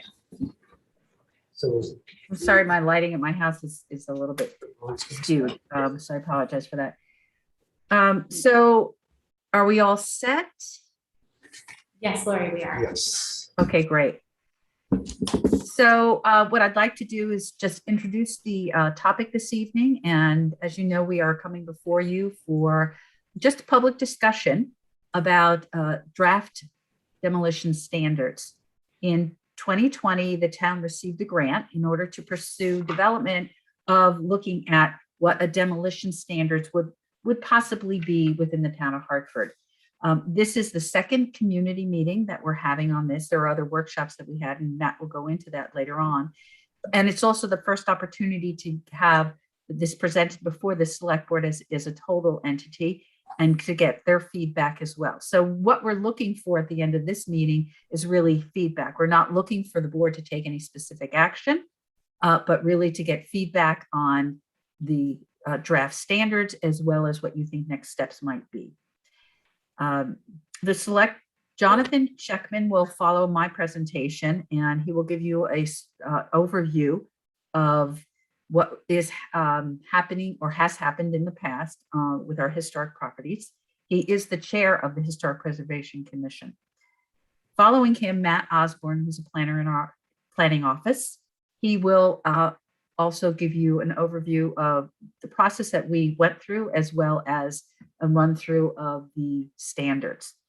And then following that, Bruce Riddle will also provide some brief comments. The efforts that we were working on this evening that are presenting to you were really a joint effort between the Historic Preservation Commission and the Planning Commission, so that we looked at it from both perspectives of historic and also from the perspective of permitting.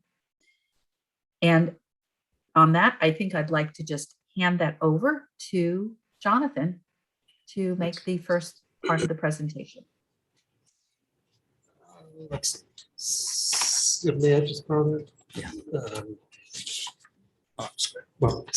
So Hartford is one of 16 CLGs, and so being a certified local government allows the town to receive extra grants from the state through the Historic Preservation Program, the Division for Historic Preservation.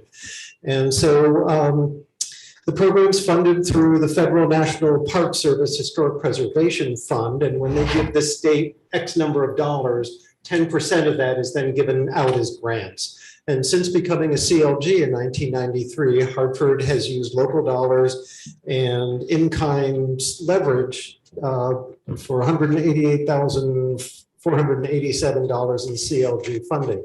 So what it is, it's a 60-40 grant, 60-40 match. And let's 60% is from the state.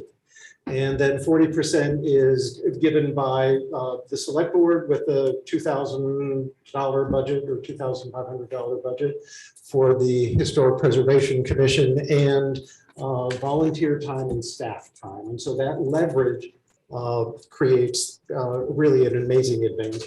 Next, please.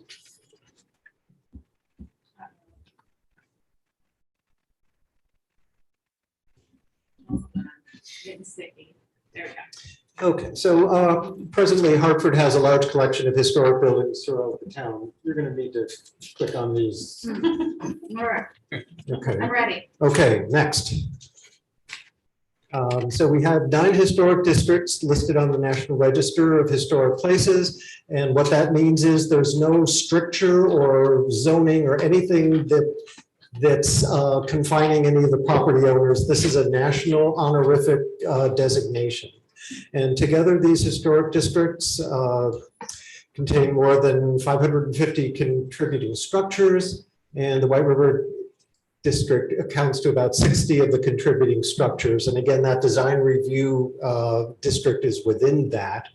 And other historic resources have been surveyed, and at least another 150 structures may be eligible for listing on the National Register. Next, please. So these are just a few of the historic buildings that have been restored by property owners. Here we have the Wilder Center. Next, please. The mill, Simon Pierce took this falling down heap of bricks and rubble and turned it into this magnificent showcase with a marvelous restaurant and glass blowing facility and retail. Next, please. Of course, the post office, we all know, has been repurposed for the cartoon school. Next, please. Maple Street, this wonderful building has been resurrected and is just an amazing landmark. Next, please. The West Hartford Library, which was also historic, was rescued and enlarged and modernized and made accessible. Next, please. And then we have just a few photographs of some of the buildings in the town that no longer exist. Next, the Episcopal Church, which was on Church Street in White River, the Lyric Theater, Interstate Tire Building, Railroad Row, some more Railroad Row buildings, and the landmark of Wright Printing, that's big hole in the streetscape now there. And the Benjamin Wright House, which was I believe the oldest dwelling in the town of Hartford. These were all demolished for various reasons at various times. Next, please. The Crown Theater on Main Street also. Being F.T. Williams on South Main Street. Sorry. There we go. No, Yes, that you? no, that's you. That's me, okay. Demolition of historic buildings in the Historic Preservation Commission. Hartford's lost many historic buildings to demolition in recent decades, and the commission has been trying to seek ways to prevent further loss of historic buildings. Next. And so, I'm taking. okay, there you go. The following are excerpts from the 2019 town plan. Many historic buildings in Hartford have been demolished. The loss of historic buildings has a significant effect on the village and neighborhood historic character, and requiring review prior to demolition or additional review. Districts that have demolition review process are worth considering. So that kind of gave the foundation for what we've been doing. Next, please. Already got you. Sorry, Matt. All right. So last year, the Historic Preservation Commission received a CLG grant to hire a consultant in drafting standards for demolition of historic buildings. The town hired consultant Brandy Saxton of Windsor to work with staff, the Historic Preservation Commission and Planning Commission. Next, please.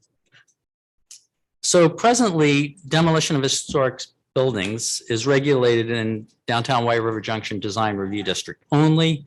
Elsewhere in Hartford, no zoning permit or review is required to demolish a building irrespective of whether it is historic. In White River Junction, the Design Review Committee considers applications for demolition and makes recommendations to the Planning Commission. To receive approval, applicants must demonstrate that the building is either structurally unsound or rehabilitation would cause undue financial hardship. Bruce. So the Planning Commission and the Historic Preservation Commission and town staff worked together to, and with a consultant to review a bunch of options of what you could do to preserve historical buildings. We spent a lot of time reviewing regulations from Burlington, Vermont, Montpelier, Vermont, Cambridge, Massachusetts, Portland, Maine, and Keene, New Hampshire. The consultant has took us through a bunch of exercises and scenarios, and we discussed a lot of options. Some of the discussion was very animated. At the end of that discussion, we held a community meeting on June 3rd, public input. And the consensus was at this stage of Town of Hartford was just to implement a demolition delay approach. So the purpose of tonight's meeting is to present the draft demolition delay standards, to obtain feedback from the public and the select board, and obtain select board guidance on next steps. Next slide, please. So the purpose of the standards is to encourage alternatives to demolition and provide opportunities for photo documentation prior to demolition. The advisory committee would be the Historic Preservation Commission. Next slide. It includes partial and complete demolition and relocation of a building. All property owners that intend to demolish a building are required to submit a completed demolition review form to determine if a zoning permit is required. Next slide, please. Several exemptions exist. Buildings that are less than 100 years in age, buildings that require review and approval of Section 106 review, which is a state and federal government process. Demolitions ordered by the town or the state to protect public health, safety, and welfare. Structural damaged by flood, fire, wind, or other active nature with damage in excess of 70%. And administrative officer deems the structure to be substantially damaged in accordance with the flood hazard area regulations. If exempt, no permit is required, and the Historic Preservation Commission may require photo documentation. Next slide, please. So here's a flow chart. So it begins with the property owner submitting a review form to the administrative officer. Is the structure exempt?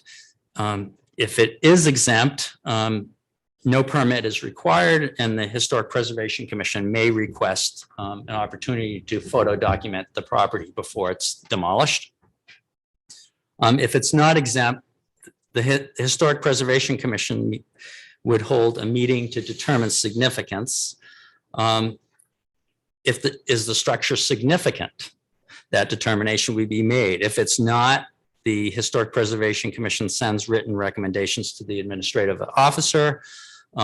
If photo documentation is requested, perhaps, if the structure is historically significant, the Historic Preservation Commission would discuss non-binding alternatives with the applicant and send written recommendations to the administrative officer.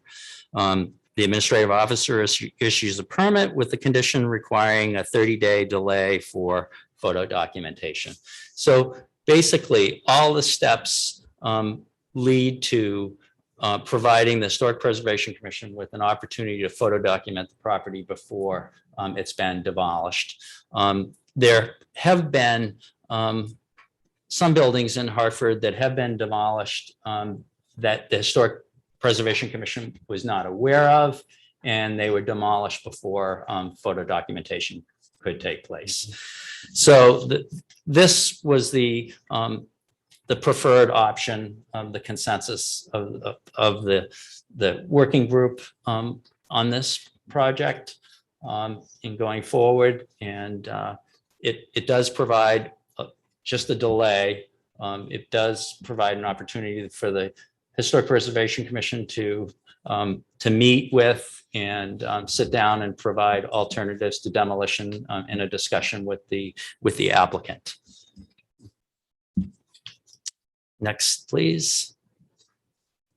So we are looking for guidance, input from the public, as well as input from the select board as to whether you feel that we're in a position to move forward on this and consider adoption, which would be a public hearing process that would require public hearings with the Planning Commission and the select board.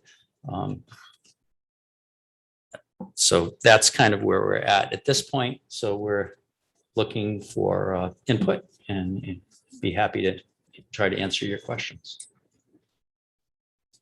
Kim. Thanks for that excellent presentation. I wasn't at all of the community meetings, but I have been following this to some extent. I guess what I'm curious about is the only thing that would be different if this were adopted and implemented the delay? Like, so if the delay were not part of it, there would be no changes to what already exists? Is that correct? Well, currently, if you want to demolish a building, unless you are a public building, if it's a multifamily building or a commercial building, there'd be a permit application to the fire department. The purpose for that is for them to make sure that the building is taken down safely. Mhm. So they're looking at whether that the power is turned off, whether there are underground utilities, whether there's asbestos abatement, things like that. So in the past and currently, for other buildings other than a public building under the realm of the fire department, a permit is not required, hasn't been required. And so people could take down a building if they wanted to without a process. So what we're proposing here is a process to contact the planning department to let them know that you're planning on taking a building down, and then to determine whether it's historically significant or not, and to provide opportunity for photo documentation. Thank you. Anyone else?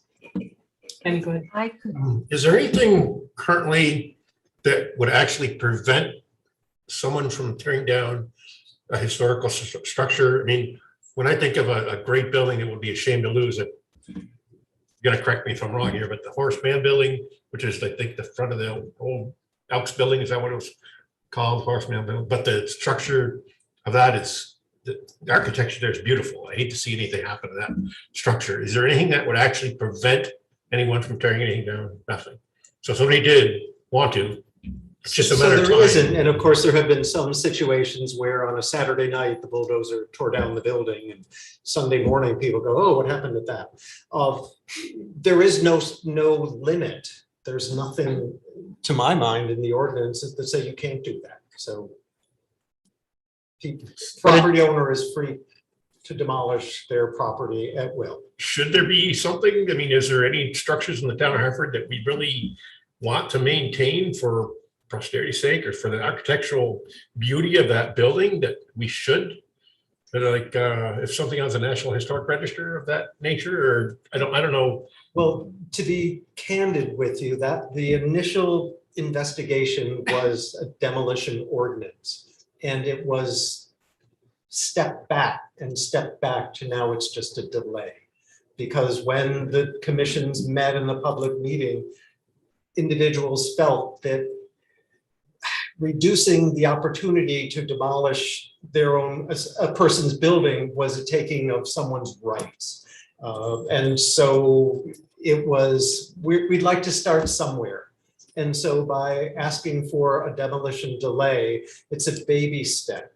And in the event that the select board in their wisdom in the future feels that there should be some teeth in something that has a little more preventative aspect to it, then perhaps that could take place. But I've been on the Preservation Commission for over 20 years, and we have attempted to even bring forth that idea, and select boards in the past have said, this is, you can't do that, it's a taking, it's reducing a property owner's freedom and rights. And so this is really the first opening the door and putting our big toe in it, basically. But what it would do, it would provide an opportunity for the Historic Preservation Commission to sit down with somebody who is proposing to demolish a historic building and have at least a discussion with them and provide alternatives to demolition. And just as an aside, in a conversation at the design review board earlier this a while ago, an individual, one of the board members mentioned that people from out of state are purchasing a building for, let's say, $400,000 and putting in $2 million to restore it. Now, people moving to Vermont may see a derelict building as an amazing potential. And if we can counsel or educate a property owner that would feel that an empty lot is more advantageous than trying to sell a derelict building, then we could change the whole game plan. So that's where the educational, that's where the delay. There are perhaps some grants available. There's certainly some grants available for engineers and perhaps designers to assist a property owner. There isn't much money out there for that, but if you read in the paper the other day, there are investment tax credits that are available that will allow a developer to save an old building and transfer the tax credits to a bank or a financial institution or something. So all we're trying to do is begin the dialogue rather than have that bulldozer start up at 7:30 on Saturday night. We'd rather have the opportunity of having 30 days, and then the documentation, measurements, photographs will all be going to the Historical Society and archived for future research or whatever.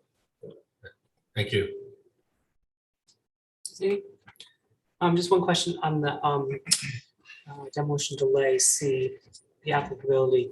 The first time I read that about potentially relocating a building on the existing site, I somehow pictured in my head that building will move from this part to this part and build a second building. So in other words, would there need to be a zoning variance? But I think what you mean is just physically moving that building, not having a second one. But I wonder if that triggers anything like ADA compliance, which would be interesting to look into. Sorry, okay. If it would trigger something like ADA compliance from moving a building, if that would trigger something, having to bring it up to code if it wasn't the case. So it might just be something to consider as you look forward and maybe just tightening that up the language a little bit. Oh, yeah, go ahead. Can you bring in Kathy Melisik?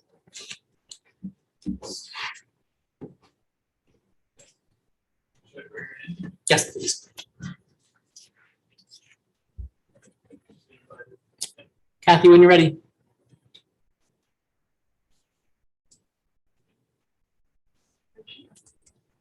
Hi, I think I got promoted to panelist. Can you hear me? Yes, go ahead. Oh, hi, Kathy Melisik, Wilder, Vermont. I'm thrilled to see even baby steps happen with this. And I'll follow up with specifics in writing to the commission and the copy of the select board on it. I know that I saw a mention in here of more than 60 contributing structures in White River Junction now, and I believe there are more than 100, not that it's contest, but I believe that there are more than 100 contributing structures in the historic Wilder district. That's on the National Register as often considered the first planned worker development in the state. I've been before numerous commissions. I've gone to Two Rivers Ottaquechee Regional Planning Commission meetings, working to stress the importance of protecting the historic structures, particularly in downtown Wilder. So I am very interested in seeing this move forward. And I would like to add two things. One, I would like to see Wilder added as a design review district, something that I've mentioned to planning commission members, ZBA members, and more. I would also like to see there's something in here that educates members of the planning commission and the zoning board of adjustment on this. The topic of the importance of history and protection of historic structures in the development and marketing of the area, whether that includes the Chamber of Commerce and others. I was actually at a meeting once where a member of the Zoning Board of Adjustment said that he only had to consider character. He did not have to consider the historic nature of something, despite that fact that that's in our master plan and in our ordinances. So I would like to see some good education going along with the different commissions as part of this. But I'm very much looking forward to this kind of thing moving forward. And we're seeing changes in Wilder in particular already. And anything we can do that's a carrot maybe instead of a stick and then move on to a stick if we have to would be great. And thank you. Thanks, Kathy. Just a couple of questions. Yeah, go ahead. Okay. Thank you. So I take it this would apply to basically the entire town. Right now, there's just the White River. That's sort of correct. Review district. Okay. Do the buildings include like barns, sort of outbuildings that might be over Yes. 100 years old? Yeah, and we did in 2009, 2010, we did a CLG project to do a barn inventory, basically an agricultural building inventory. And there were quite a few buildings that were historic, that were agricultural buildings. Do you know how many buildings overall this might apply to in the town, or is that just sort of speculative? So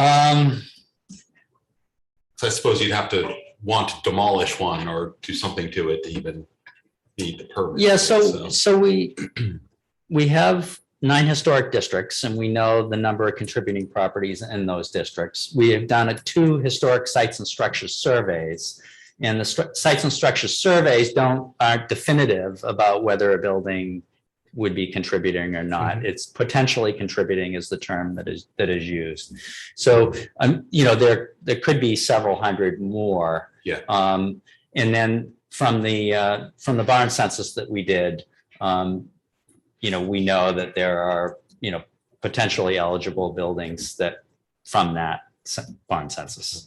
So agricultural buildings and many of them have evolved and have different uses today than they were originally used for. Right. I think the last question is just, so if I were to build, or if I were to renovate a 150-year-old building that I own, would I need a permit to do that if it's not a public building? Do you know? If it's just if it's a change of use, you would need a permit. Okay. What if it was just like a single family residence? Like I own a single family residence. I own a house that's 200 years old and I want to make a number of changes to it. Interior changes, you wouldn't need a permit. But Could I clarify that point, please? This is Lori. And I just wanted to state that there are changes within the interior that could necessitate a permit. For example, if a basement. So we're trying to fix that for you. And Sarah, if you want to talk, we have to have you on the mic so that way folks can hear you because it doesn't pick up from the audience. So we're trying our best with Lori. Lori, can you give it another shot? I have tried that. Is that not working? No, you sound like you're at the end of a robot well. Okay. Yeah. It appears to be on your end, Lori. I'm sorry. it's not crucial right this moment that I know. Maybe we can evolve. I just wanted, I didn't know if there would I be. can get back with you. It's just a clarification on, there are some permitting. Where I could renovate, a building that might be subject, without a permit, but then I would need a permit to demolish it. But not that, not that I have an issue with that. I was just sort of wondering how that might work. Mike, are you specifically possibly asking about like historical appropriateness of like exterior internal renovations? Like, would you be allowed to buy a 200-year-old Grand Victorian, and I think the term is muddle it into some sort of postmodern square stucco thing. Is that kind of? Right, I guess the question is just, is this set up a system where, you know, I wouldn't need a permit to do one thing, but I would to do the other. And, you know, it's not a huge deal. I mean, I was just wondering generally, like, if you built your own single family house, would you need a permit? And whether you were just, you know, renovating a 150-year-old house that you lived in, you need a permit. Not a huge thing. I guess the last question, just for the exempt buildings, can you just tell me what's the section 106? I didn't quite get that. They're buildings that are exempt if they're being reviewed under section 106. Yeah, so if there are federal monies involved, there's a section 106 review. It means that they review to see if there's an impact on historic buildings. Okay. And it also seems just last thing, being listed in the National Register or anything like that, none of this could really stop someone if they wanted to go correct. ahead and demolish. It's usually, it's a local historic district that creates the strictures that tell you the paint, you know, the kind of clapboards to use, what you can do, what you can't do, the size of the trees you can cut down. Yeah. And we do not have that. Okay. So but for instance, Woodstock does. And they are very, very demanding as to what you can and can't do. And so we have, at least for the village of White River, is the design review committee, right? To look and sort of Again, it's within the footprint. It's within not the that. entire. Yeah. Okay, thanks. Very helpful. Joe, go ahead. The 30-day delay, have you had an opportunity to test this system in someone who was going to demolish a building and then convince them not to after talking to them? Because that's really what the 30-day delay is for, isn't it? Well, it's a documentation too. Okay. And part of it has to do with, do you want to start taking photographs of the outside of the building when there's 7-foot snow drifts? That's really not going to show the historic aspects. I mean, that's part of the timing. But I don't believe we've had any property owner that has come for counseling as such. Are you asking them to do so if in this process? Yes. Okay. That was one of the bullet points. Okay. So, and that's. So it would require a meeting, if it's historically significant. So they would have to require come and talk to and you. meet with I the got you. historic Okay. preservation. And then we can, you know, we'll have resources that we can at least point them to and things of that nature. Thank you. And that's probably the most important aspect of it, is to try to create alternatives for the property owner. Dennis, go ahead. Thank you, Mr. Chair. So I'm privileged to be the liaison to the Historic Preservation Committee. And even before any of this, to answer Joe's question better, I think, is those folks work very hard to preserve. And I know there's a house on Queechee Main Street that was going to be taken down, I believe, by the Waldorf School. And eventually part of it, the garage and so forth, was demolished, but they saved that. This comes even before this, but these folks work very hard on that board. They're historic police, if you will. And so I guess what I'm trying to say is they're heroes in my book. Thank you. One more quick follow-up. So there's still a permit required for the demolition if it is, say the delay happens. Like can any committee or commission deny the permit? No. No. No. Okay. All right, thank you very much, folks. Thanks, Lori. If you can still hear us. Some people said they're going to email you some comments, etc. So look for those and then let us know what you need from us next. Thank you. All right, so we'll do the Gate Street update. So over to you, Tracy. Yeah, who is here via remote, and she is going to, can you bring Hannah Tyler over, and she's gonna do this one for me. So, Hannah, if you're there, we'd love to bring Hannah over as a participant.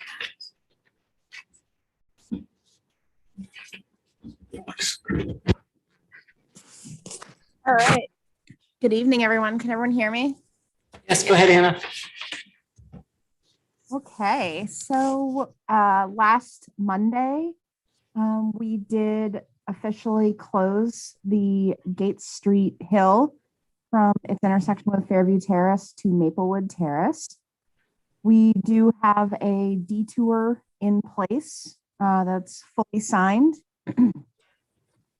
And we have also executed a contract for preliminary design and permitting to begin taking a look at what it would take to move the water line off of the Gate Street Hill that currently serves a portion of our downtown in the event of, in preparation for if there was enough settlement that it would cause that water line to shift and potentially break.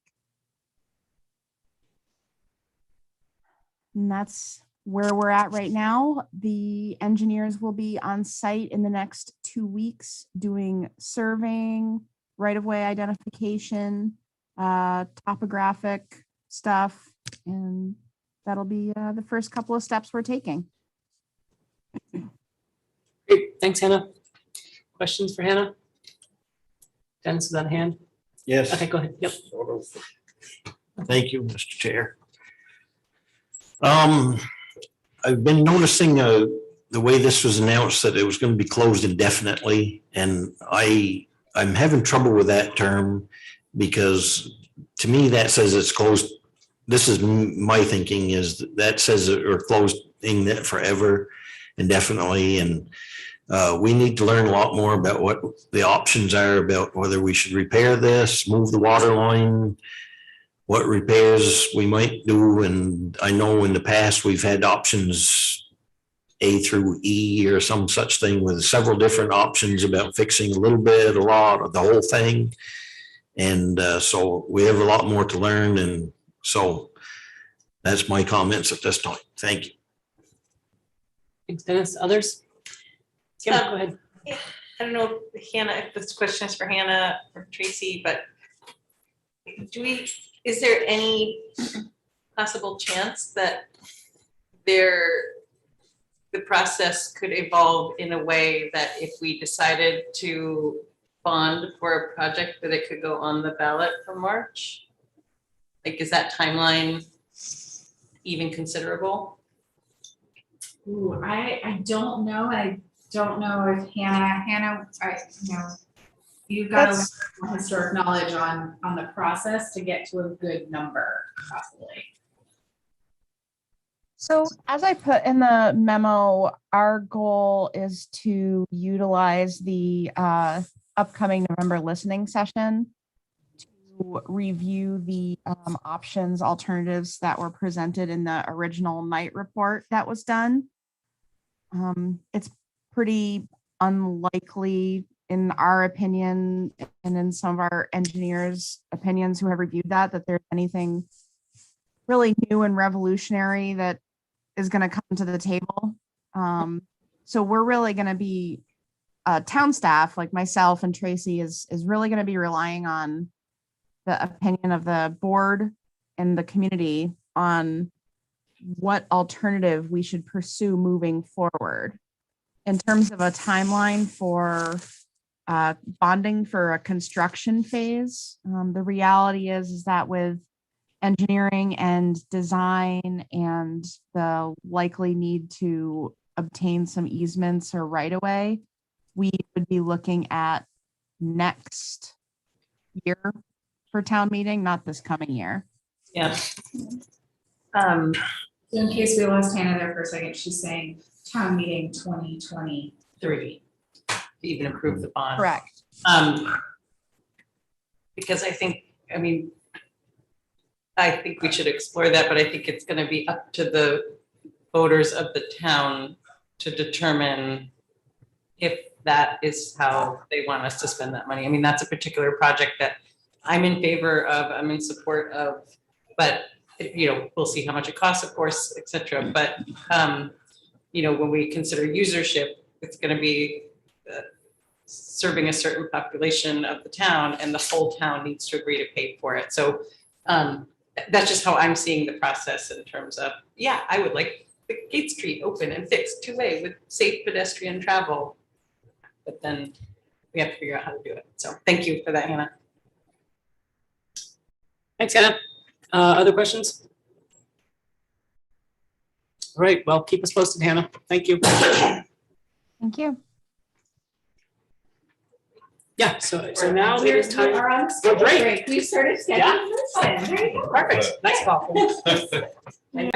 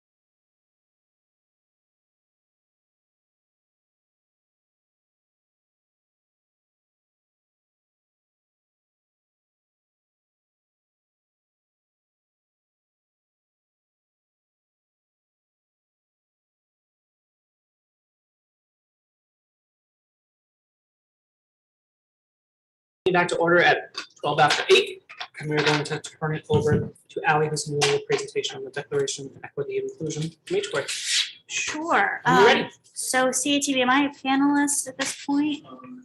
Nope, not yet, sorry. That's okay. Now you should be. Okay, great. Yeah. Awesome. So I'm just getting back on my agenda where I want to be.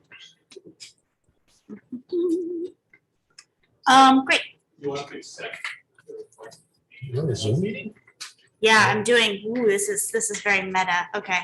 Join as panelists. Make sure your audio is off. And my audio is off, so I won't do a horrible echo. Great.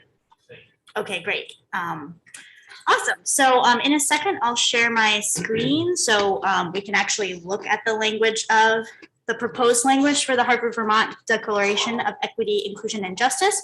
Before I do that, I just wanted to offer some context for how this declaration came to be and sort of the why. I believe it was maybe Coach Christie or one of our state reps, Joe, you can correct me on that, who reached out to Joe initially to say there are other towns in Vermont who are kind of taking up the gauntlet of creating declarations of inclusion or equity. There are various kinds of titles and names for what other towns and municipalities have been working on to, stake their commitment to equity, diversity, and inclusion in their town. And so our state reps were thinking, hey, maybe Hartford should take it upon itself to, in the ways that it's already sort of been moving towards these value systems and to being more explicit, with HCOREI, with strategic goals and visions that we have, to make this a part of our town and what we say we value and want to aspire to as a town. And so Joe brought this to HCOREI, and we formed a small working group to work on this language together. And so in the agenda packet, I included some of the other documents that we sort of pulled from for context in terms of how we were structuring this proposed declaration for Hartford. So the second document you'll see after the proposed language for Hartford is the strategic vision for the future of Hartford, Vermont, and that was developed by the Selectboard and adopted in October of 2018. So I think a lot of folks have already seen that, but we were really pulling from in sort of the areas that are outlined in Hartford's proposed declaration. Some of those, or in fact, all of those kinds of areas that are listed in our strategic vision to sort of be able to connect the dots and kind of pull out aspects of our strategic vision that are more explicitly referencing and connecting to goals for equity, diversity, and inclusion that we could be referencing in our declaration. And then we also took a look at some other statements, including, which is in the packet, the Vermont League of Cities and Towns Statement of Equity and Racial Justice. And that's what sort of, it's broken down. They do it by kind of areas of committee, partnerships, representation, the ways in which they're kind of addressing that across the board in different areas. And so we kind of liked the breakdown of having some specificity around, what areas, like, can we get a little bit more specific about what areas we want to be thinking of through this lens of equity, diversity, inclusion, and justice. And then also the town of Pittsford's Declaration of Inclusion is included in the packet, just as another sort of example of how they sort of framed that. So I'll move up to any questions about that before we go through the actual declaration or proposed declaration for our town. The context. Okay. So I will share my screen. See. Ah. Brilliant. You can see how I have a million tabs open all of the time. There we go. Great. So would it be useful to read this out loud? I'm assuming folks have read it. Do you want to take a second to read it? Shall we read it out loud? What would be helpful? I think I think we've read it, and I think it's in our packet. So I think that what we could do is just, if there are suggestions or comments specifically, we can target where it is on there and then discuss that specific area. Sure. Yeah. A question on the environmental sustainability aspect of it. I don't disagree with this, but this is sort of like in the climate advisory committee's realm, and I just wonder why it was included in this, where it's really a climate action committee point. I'm Yeah. a little confused on that one. Yeah, totally. So actually, and that's again why I included the Hartford strategic vision document right after this, because environmental sustainability is actually a part of that. And so each of these kind of bolded sections are directly referencing things that are in the strategic vision for the future of Hartford. So in our strategic vision for the future of Hartford, we have actually outlined environmental sustainability and some of our goals there. And so we wanted to make sure we're specifically referencing and including that. And I think also, environmental sustainability, yes, that might be something that the Climate Advisory Committee is working on. And the work of the Climate Advisory Committee is applicable to our, to our whole town and has implications, as they've stated, with the Climate Action Plan, really in a smart way around, how are decisions around climate impact and climate justice affecting folks in our community, particularly vulnerable folks in our community from an equity perspective. So I think we thought it was really important to make sure that was included in this declaration. Good explanation. Yeah, thank you. It's often, it's often said that climate justice is racial justice and climate justice are very intertwined because just across the globe, but throughout this country as well, that, and I can't cite any specific examples in the town of Hartford, but that often unsustainable development happens in impoverished areas, which is often a higher population of people of color or different demographics that are more underserved than other populations. So the two definitely tend to dovetail in the work of climate and social justice workers. Thank you. Yeah. And just before there are other questions, the other thing I maybe should have said at the top too is just, the reality of and the kind of tension that I think we in this working group and the HCOREI committee were thinking about in terms of, how do you create something that is a means to call us, to accountability to these things while at the same time knowing what's aspirational. And so I just also want to offer that this isn't necessarily this like binding, certainly not, we had the conversation about policy earlier, certainly not a policy, but again, is a declaration, is a way of naming what do we want to be, who do we want to be as a town, and knowing that, as we continue to do this kind of work, it's maybe possible that we decide a couple years from now that we want to change this declaration in some way based off of where we are and where we want to be. So the nature of equity, diversity, inclusion, and justice work is always evolving. And so we want to be mindful of that in this first presentation of this kind of a declaration too.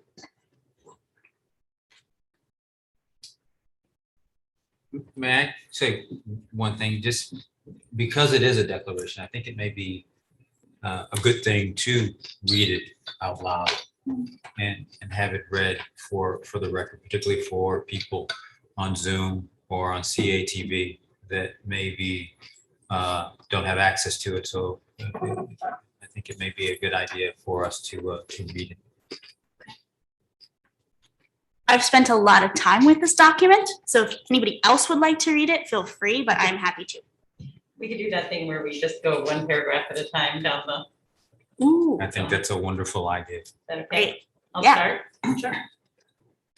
Oh, okay, can you go down? I can't scroll because it's on the screen share. Oh, okay, I'll scroll. Okay. Thank you. So the proposed Hartford, Vermont Declaration of Equity, Inclusion, and Justice. The town of Hartford, Vermont welcomes all people and commits to ensuring that every community member is treated with fairness and dignity. As a town, we condemn discrimination in all of its forms and will be more vocal and forthright in achieving equity, inclusion, and justice for all Hartford residents. We strive to achieve the following goals for our community for now and into the future. Engaged and welcoming community. We support open and broad community conversations that ensure all voices are heard. Equitable opportunities. Our residents have equitable access to services and programs. strong and stable economy. Hartford is powered by an evolving and culturally connected economy where diverse local businesses thrive and are valued.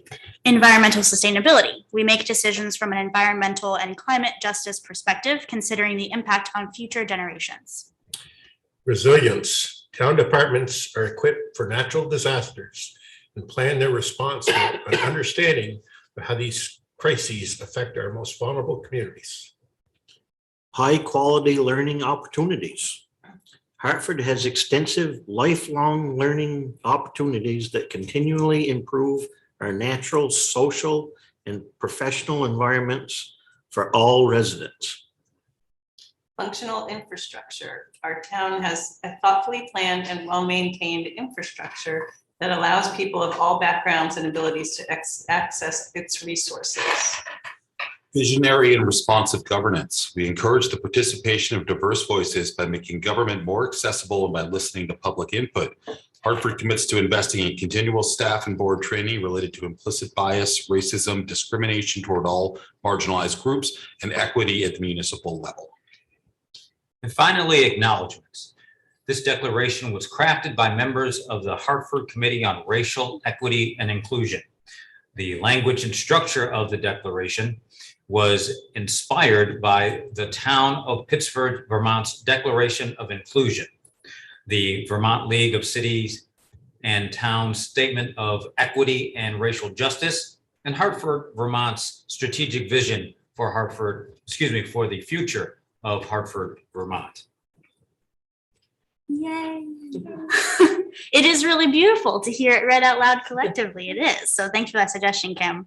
So happy to entertain other questions, and also to say that what we'd be looking for is a motion to, adopt this declaration, either as written here or with revisions, or to not adopt if the board so chose. Wait, are you gonna make a motion? No, I was going to make a comment. Okay. That was okay. I want to just say with tremendous gratitude, your work on this. It was something that was brought to me, and Ally, I cannot say enough of how much homework and that you did on this, as well as what you brought to HCOREI. And I'm, as a colleague of yours, I'm incredibly proud of the final product, and I want to thank you for that.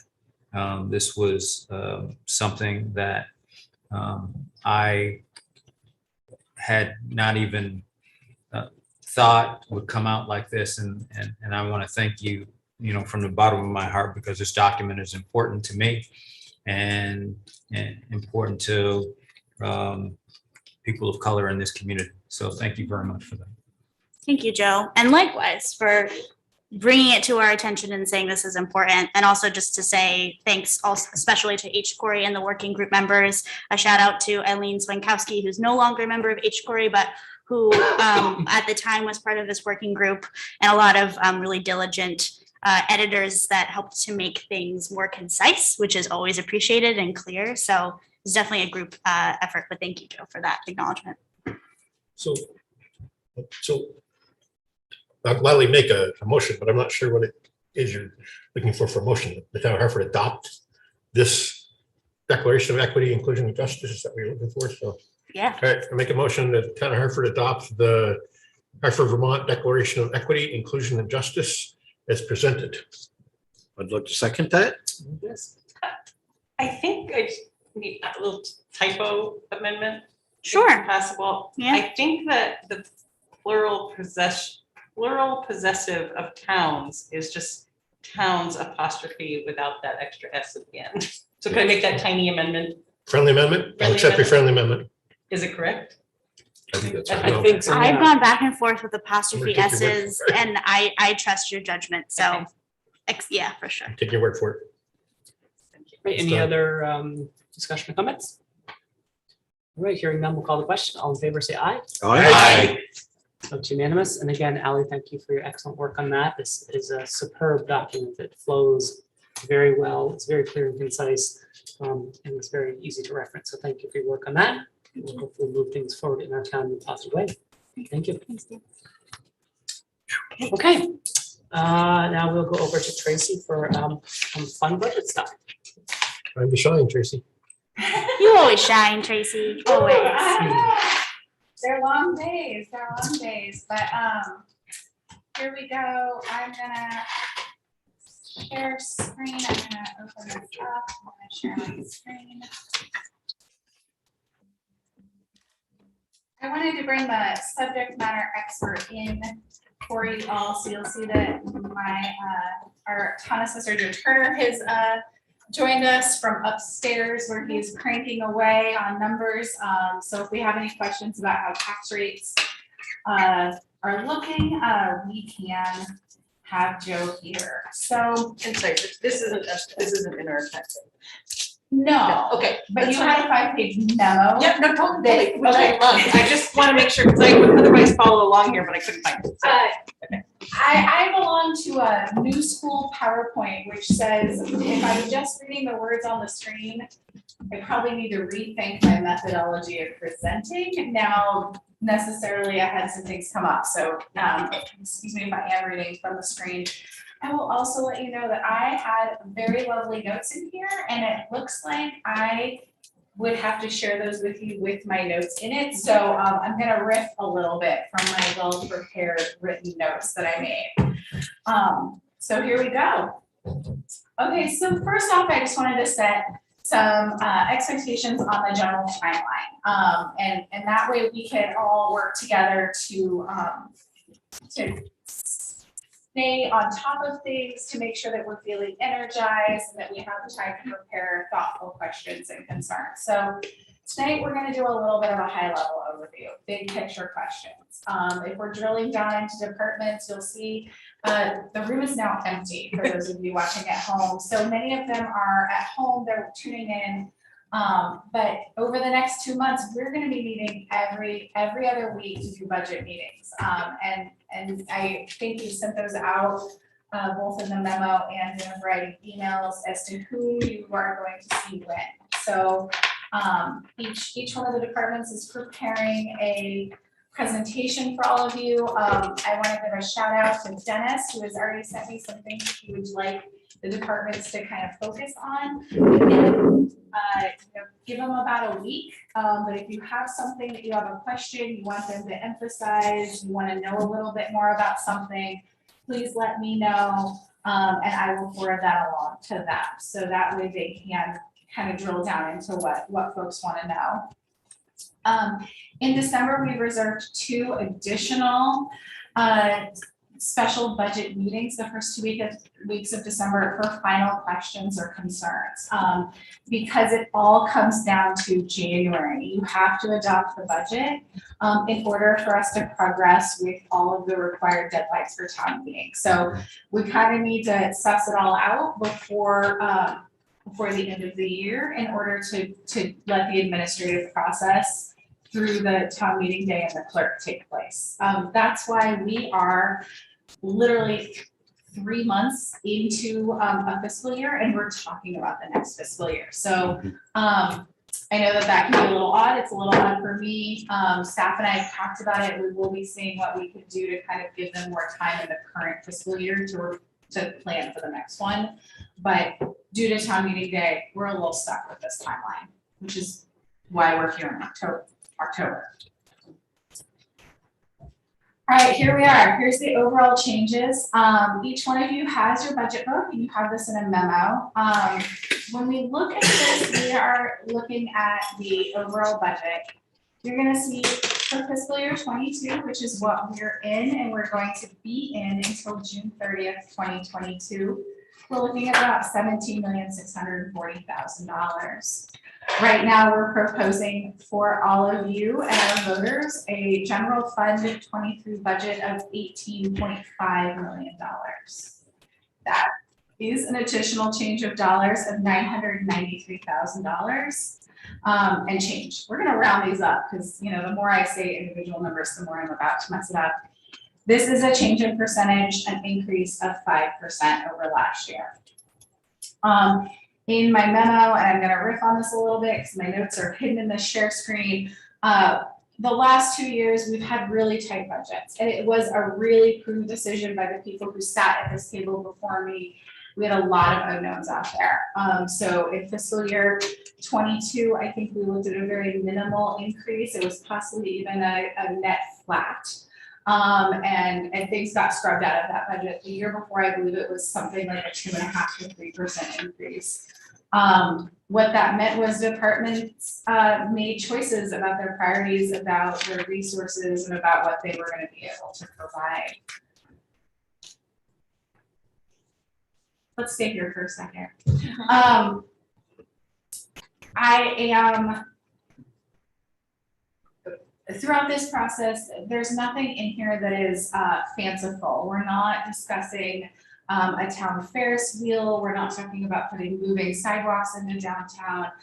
This is the nitty gritty of getting town work done. You're going to see in your budget books, and as we dive in, we are talking about really necessary services as we grow in complexity and size. You know, we have additional expectations of each other, of the town, and what we are providing to our residents. So the more that we do that, the more that we set those expectations, and the more that we need to provide those resources through staff. How y'all doing out there? You doing okay? Okay.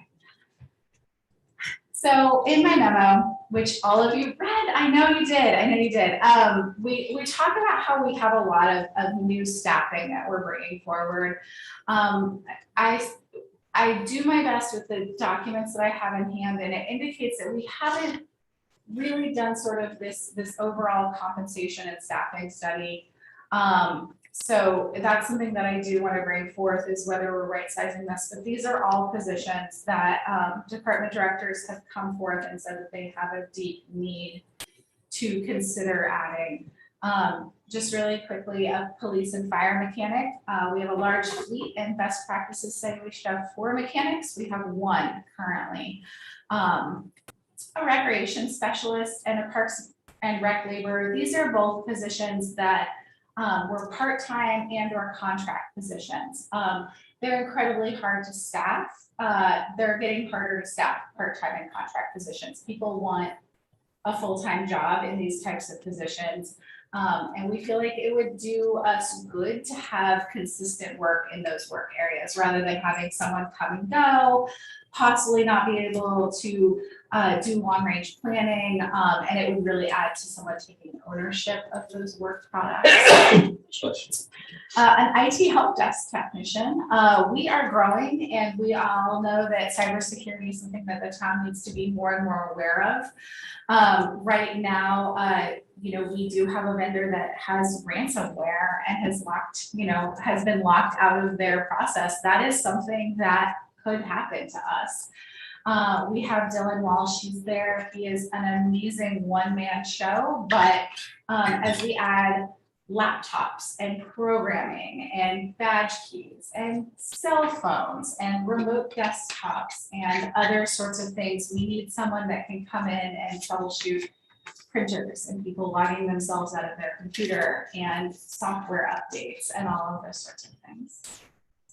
I did just bag a little bit on part-time work, but these are both positions that we feel like we can staff at a part-time level to save a little bit of funding. A part-time benefits technician. As we increase staffing and we increase complexity of staffing, we're dealing with, I think I'm probably, preaching to the choir here, additional workers' comp benefits, FMLA, people coming in and out of health benefits, all of those sorts of onboarding paperwork things that need to happen. Because this is my department, technically I can let you know that part of this is to free up the director of HR to do additional trainings and do some of the bigger picture items that we're all hoping for her to do in terms of modernizing systems. most of this does come from the idea of we'd rather pay someone to do that big picture work at those big picture wages and find someone to do the technical work at technical wages rather than paying big picture wages for technical work. We'd like to bring on, rather than contracting for seasonal public works staff, we'd like to bring them on as a part-time position to get consistency. We also have a public works accounting technician. I was absolutely flabbergasted at the sheer number of invoices that public works processes every 2 weeks. And as we bring those big construction projects online, they're really complex. We're looking at multiple funding streams with multiple criterias, and it would really free up some time for our higher level administrative staff to do those big picture things that we're asking of them rather than spending their time processing invoices. We're also going to hopefully increase highway operators by 2 and fund a fully staffed police and dispatch. Right now, we are understaffed in both of those areas, and we'd like to add funding to make sure that we can provide the services that everyone wants. We only really have 2 major programming additions, and I think you're all aware of both of them. We are anticipating opening the pool this summer. That's a big lift, and a whole new section of the budget that you're going to see. Those are best guess estimates based on what our community partners, UBAC and the Pucci Club spend to maintain their pools. But we're really going to see that's going to be a new thing for us to modernize the pool operations. And we now take care of Christian Street Cemetery. So there's a couple of things that you're going to see in there related to data solutions. So we know that we have accurate and complete records, and we'd also like to get a part-time sexton, hopefully seasonally, to help us with, quite honestly, laying, digging holes, laying plot boundaries, and managing getting the monuments in. It's not something that is an easy thing to find, but we're hoping to find someone who wants to serve the community that way. Whew. All right, equipment. We are mostly looking for replacements for vehicles at or past their useful life. We do have things that are coming up, and we did limp along a couple of trucks and pieces of equipment in order to take care of baseline services over the last couple of years. So we're trying to maintain our fleet replacement schedule, and then also kind of catch up over the last couple of years as we put things off. We only have really 2 main new asks. Our police department would like a speed trailer with a message board. So if you've ever driven by and it says speed limit 35 and it says slow down, or you're doing 32 or you're doing 38, we have an older one that we can still use. They'd like a second one with also a message board. So it would allow us to put out kind of a educational piece or alert people to detours or construction. So we could say, you need to slow down, and also you need to slow down because there's construction ahead. And in terms of equipment, the only other new piece that's not a replacement that we're looking for is enclosed trailers for the Parks and Rec equipment. Right now they're on open trailers, which defeats the purpose of their useful life in a lot of ways, because we have to move them on and off the trailers. They get sunned on, they get rained on occasionally, and an enclosed trailer would allow us to put everything in safely and securely, and keep it out of the elements. All right. There are a few things that are not on here, and those were options for the local option tax. The local option tax is a 1% in addition to the state tax that we levy on rooms, meals, and food.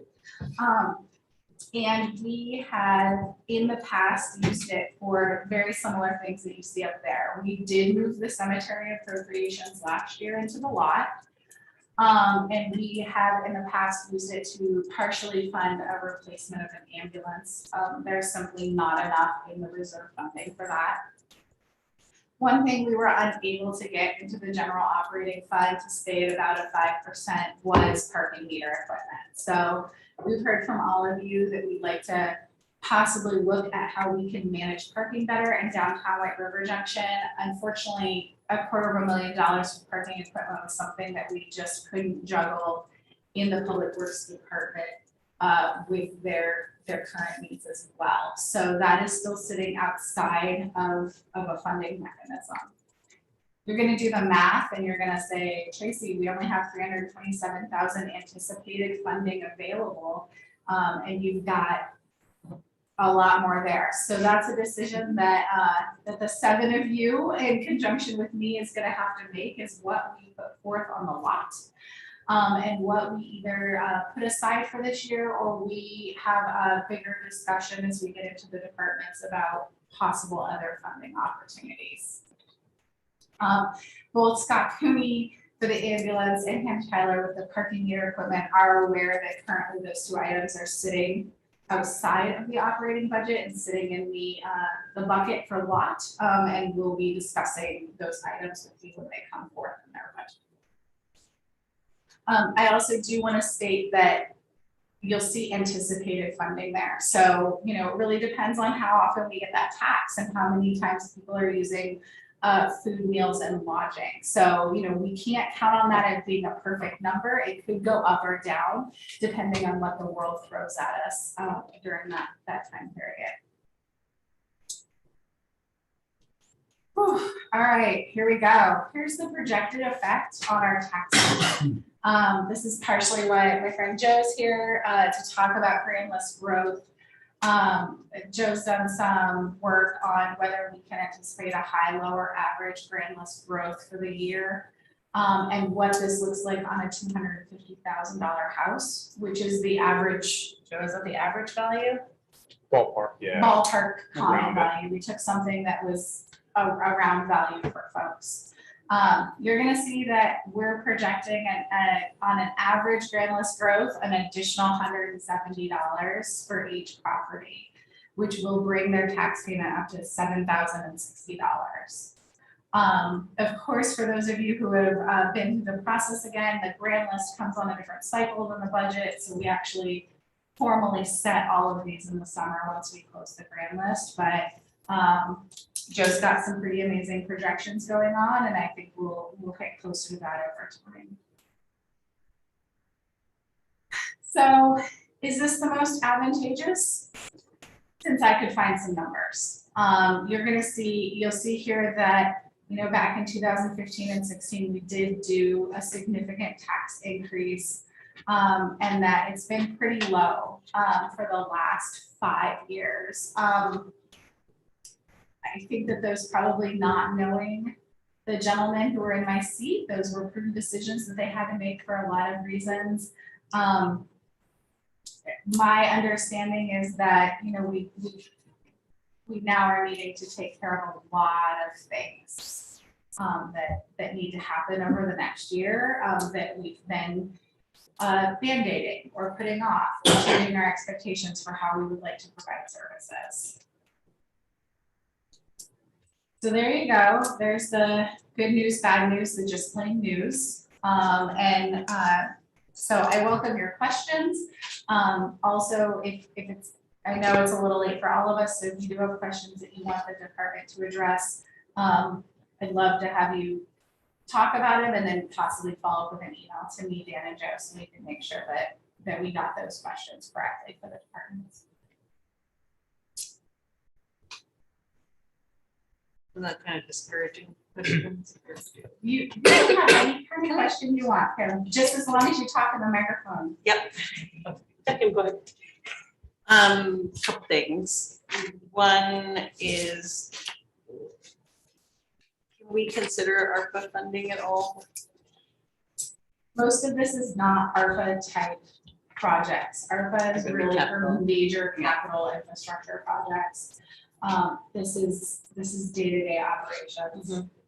And speaking, I thought that the memo you did in the packet was super helpful and just like very clear and concise. So thank you for that.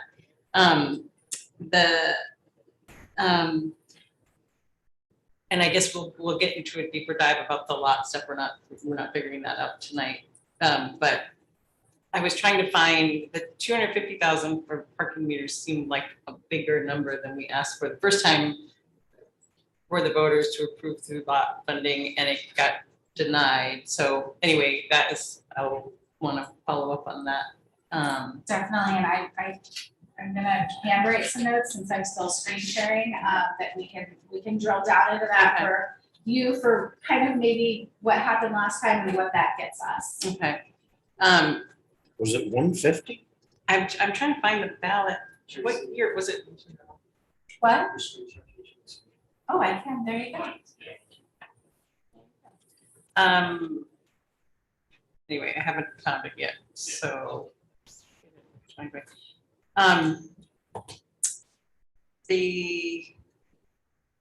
So yeah, that would definitely be something I'd want to discuss further. And I will email some of this more specifically, but so I guess one thing I'm curious about is the additional positions for public works. I can't remember the terminology now. The highway Yeah. positions or the more, okay. The highway positions, which I'm absolutely in favor of also, but I remember there was a discussion. I guess I'm curious about how competitive those wages are with other towns. And I wonder if that's something that is, because I guess you're probably limited somewhat to like the union stuff, but like, I know we can't just bump up salaries, but it would be a discussion that we might. It's definitely something that the department is aware of. You know, we all know who's paying what, and we all know who our competitors are. You're going to see, not tucked away, but in the contracted services for my group, the town manager group, a full compensation study. So it seems like, why would we spend money to know what we're doing? But it really helps us right size whether we are underpaying and therefore are not competitive. Everybody is having concerns with those sorts of jobs. We are thinking outside the box in terms of small hiring bonuses. You know, we did that tour with the tech center, reaching out to people that, or industries that maybe didn't think about becoming a highway operator, and really trying to bolster, not just waiting for people to come to us, but going out and being really proactive about soliciting those types of positions. But it is across the board, across the country, a difficult position to hire for. And then just the only other thing, I'm sure once I get deeper into the stuff, I will email questions more specifically. But I remember asking during last year's process about some of the considerations with the investments that we had made for certain efficiency, you know, like the electric Zamboni and it would be curious. And I remember like getting one response saying, well, we haven't gone through a year with the new equipment yet. So once we do, then we'll have a better sense of what the savings are. So I guess I'd like to have an understanding of, as we're going through things, like, have we actually saved any money with the things that we thought? And I know that you may not have a specific historical account of those things, but anywhere that could be demonstrated or illustrated, or, you know, illuminated, I think that's the word I'm going for, to see if we are actually actualizing those savings that we planned for, but then we couldn't count on yet because we hadn't had the experience with this stuff yet. So I think what I'm hearing you say is like financial savings, or other operational savings related to kind of making those decisions for alternative to internal combustion engine equipment. Does that? Yep. Okay. Is that reasonable? Yeah. Because I feel like I kind of asked last year, well, how did we do with all those things that we thought were going to save us money, and we just couldn't answer it yet? Definitely. And I just want to say that it's Dana Clausen, our new environmental sustainability coordinator. It's his second day. We're already really excited to have him on board to be able to have a resource to answer these questions. That's not all of us trying to piecemeal it together. Awesome. Thank you. So three things that jumped out at me. The the firefighter positions, I'm firmly in support of for Station 2. But that also brings in the question of, how's the budget get reflected as far as the additions we're going to have at Station 2 if we're going to have full-time staffing there? Or we're not going to continue to lease the trailer that we have, I'm sure. So that means we're going to build on to Station 2. And what's that going to impact us as far as building, as far as what we have available with land? I think that's a consideration that, as I said, I firmly support having more staff, but have we figured out what the actual, that's not just the actual cost. It is the staffing costs with the current leasing of the trailer. So, Scott and I stood there and we kind of poked the trailer and we realized that the capital budget and the bonding needed to build Station 2, one, sits outside of the operating budget, and two, we're asking for a lot.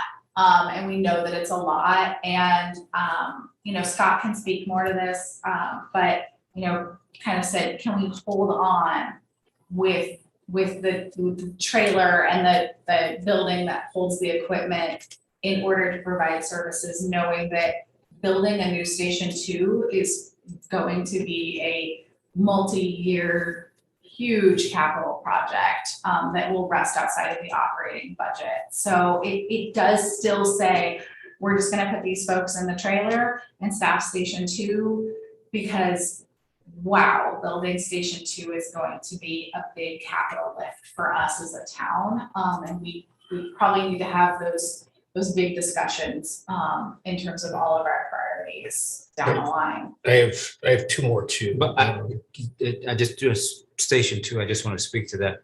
We haven't, as a board, certified the Station 2 is going to stay there. I'm in favor of, just so we're clear, but that's not permanent as of so we're going to have to do that first. And I having gone out there and toured it, and knowing the response times, how it's been cut down exponentially for it has to go. But I just wanted to raise that we're going to have to do that soon. Thank you, sir. Yes. So the other, like I said, two more here. So the fire, the police mechanic, I know you're going to find the strange coming from me, but I certainly feel that there's a need for this. But it does raise a question for me in that we did used to have a fire and police mechanic, and we had all the lifts, we had all the tools. Now, I'm pretty sure those are gone. So what sort of an investment is that going to be for us to get the lifts and the tools back to work on? Those are some very special tools required to work on the heavy equipment, the trucks, the fire trucks. And in terms of the police vehicles, is it actually cheaper? Again, it's going to seem strange coming from me, Tracy. Is it cheaper for us to have that work go to a local dealership versus doing that in-house, the police vehicles? Totally. So Paul is our mechanic. Hey, Paul. And he has the tools and the skills and the certifications to do the police and fire vehicles. And they actually prioritize that work for him. So if he gets a police or a fire vehicle, he works with Hannah and Jeremy to reprioritize and make sure that those go out first. So recently we had to ship out a public works vehicle to get work done because we had police and fire vehicles stacked up in Paul's queue. And we needed that truck, but those took precedent. So we put Paul on those internally and shipped out just a regular old truck.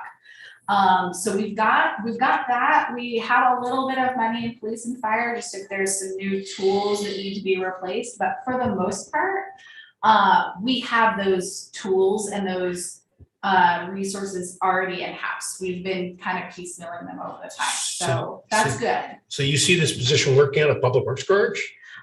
We aren't sure where we're going to be able to physically stick this person, but it does look like the public works garage is the best option for them because they will have, we have the big bays down there. And as y'all know from driving by police and fire, they're becoming more and more constrained in their current space on VA cutoff. So we would have to put in for capital to build this person a space. We'll probably stick them That makes down. sense to me, but I just make sure that I understand. Yeah, that. and in terms of farming out vehicles in and out, what we typically do is keep the police and fire in-house for us, because there are special things that we need to do. Like, we need to make sure that the brakes are compliant with pursuit brakes, and we need to make sure that we follow all of those rules. And it's oftentimes more cost-effective and faster to move a regular old pickup truck into an outside service rather than bring a fire or a police vehicle to outside service. Okay, and then that makes sense. So I'm agreeing with you. This is good. And then parking meters. I just want to speak on parking meters because I think that it would be a sell to the citizens of the town of Hartford if they could understand that parking meters not only turn over traffic in the downtown area to allow us to get better movement, but it also, for lack of a better term, it generates funds for the cost of the meters, plus unfortunately fines that go with that. And parking meters pay for themselves over a certain period of time. And I'm not sure if the Hanover's a great thing to point for. They, lack of a better term, they make a lot of money off of parking meters. All right. And you're always getting ticketed up there.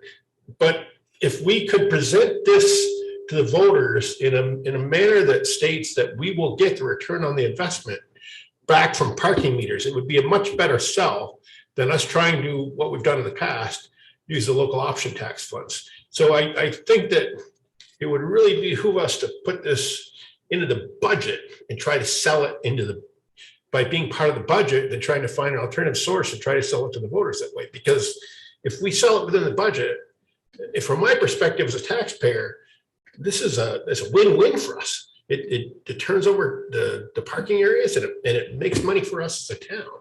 And I realize we have to hire somebody probably for staffing, but that will pay for that person.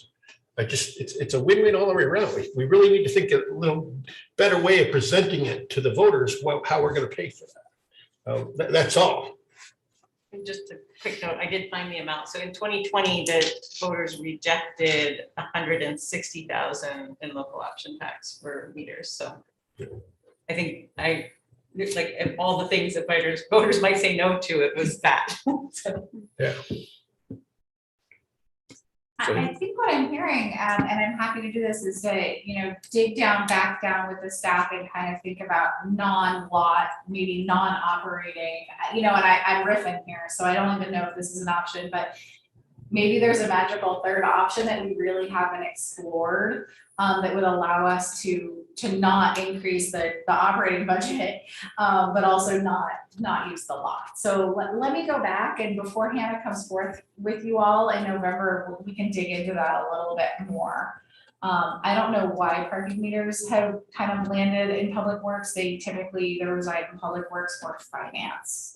So that's something else that we have to discuss in Vermont. But it was the police chief who, in combination with Hannah in Public Works, who originally presented the proposal of parking as a strong recommendation. So there's that department also. Was Lori part of that too? I think to somewhat. Mr. Chair, I'm just curious on how the fee grew to $250 for that. That is the current, oh my gosh, what is the word, estimate that we were able to get. I'm gonna assume that, it's been a few years and prices have risen. Only 1 year. Was it? Well, it will be 2 years. Well, okay, 2 years, but Yeah, so we almost went- 100,000 more. We asked and that's what we got from them, but it definitely is an option as well, that if we decide to move forward, again, always balancing, staff time, asking people for quotes, we can definitely see what the options are out there for us to possibly bring that down without, going into things that aren't really feasible.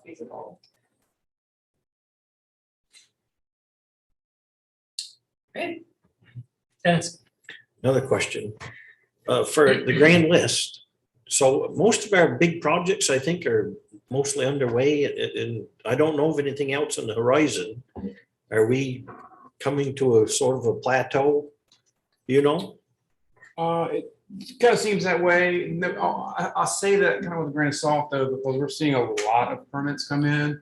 Right now, we still have some big projects out that are extending permits and things of that nature. But we have some big ones coming to the forefront this year. And that's why we're seeing a little bit more growth this year, or prospective growth this year, than we did last year. You know, apartments on 132 South Main are coming up. Yep. That kind of stuff. But yeah, as far as some of the growth slowing down, I do see that, but I also just in reality see mandatory revaluation in our future, and that's gonna kind of flip the script on everything. So 2 or 3 years, I'd say. Thank you. Mhm. Any other questions? Right. Y'all took this quite well, thank you. The We're staff was a done. little bit like, here we go. And I There's said, going to be a lot coming down the pipe. You're not gonna see me without this book in my hand every day. I'm gonna swing by your work just randomly throughout the week and see what's there. So thank you all for just the stage of the staff presenting all of their needs to you. And we'll work this out together, and at least we're all in it together, and we'll let the folks, the public and the staff do their best. So thank you all. Thank you, Tracy. Thank you, Thank Joe. So we'll, that brings us to the consent agenda. Want to get in the car and drive home? Shall I? You shall. Please. Chair, I move that we approve payroll ending October 2nd, 2021. Payroll, approve meeting minutes of September 21st, 2021. And approve the AP manifests of October 1st and October 5th, 2021. That is it. Second. Joe, Dennis. Just a point of order, the last time we met, we skipped over committee reports, and it appears we're doing that again. I'm getting quite a backlog of notes. Well, then let's do that now. Let's start with you, Dennis. Okay, thank you. At the last historic preservation meeting, it's been recommended that they do level funding for this year, and they're on board with that, I believe. And as I mentioned earlier in the meeting, they're seeking a new member, as well as the the Conservation Commission's also looking for a new member. The Conservation Commission meeting was just last night, and to my surprise, they've announced apparently it's been discovered that we now have smallmouth bass in the upper reservoir. And they're wondering about if that's good or bad or whatnot, but it must have got stocked by somebody that threw them in there, and they're living. I don't know if they'll make it through the winter or not, but thought I'd mention that. They've been working on logging in the town forest, and I believe they're on their way to picking a vendor to do that.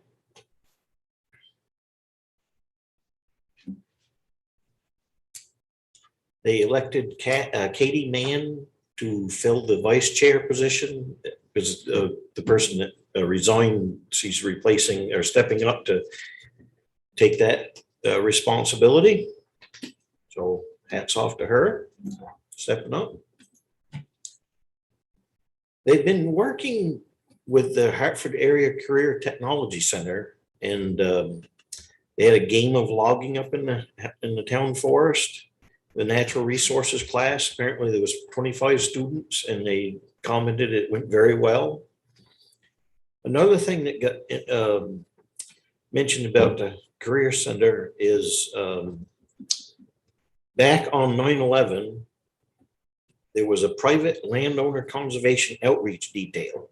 And the career, along with some conservation commissioners, the tech center also went out and they picked up 1,500 pounds of trash, 25 bags of trash, some TVs, 3 couches out of the river. There's some people have been dumping on River Road, and 3 mattresses, 1,500 pounds of trash, TVs, and 25 bags of that. So they're really doing some great stuff here, and I just wanted to mention that. Thank you. Anything? I wish I could report on sister cities, but I'm gonna fail on this one, so sorry. Next time's fine. Ally? Yeah, just an update of Risley and Hartford. So the Clifford Park Food Forest is moving along. They had a tree planting, I believe, a couple weekends ago, the first one, and there's going to be another tree planting at the park Saturday, October 6th. So if folks are interested in helping plant some trees, come out. That's next weekend, not this weekend.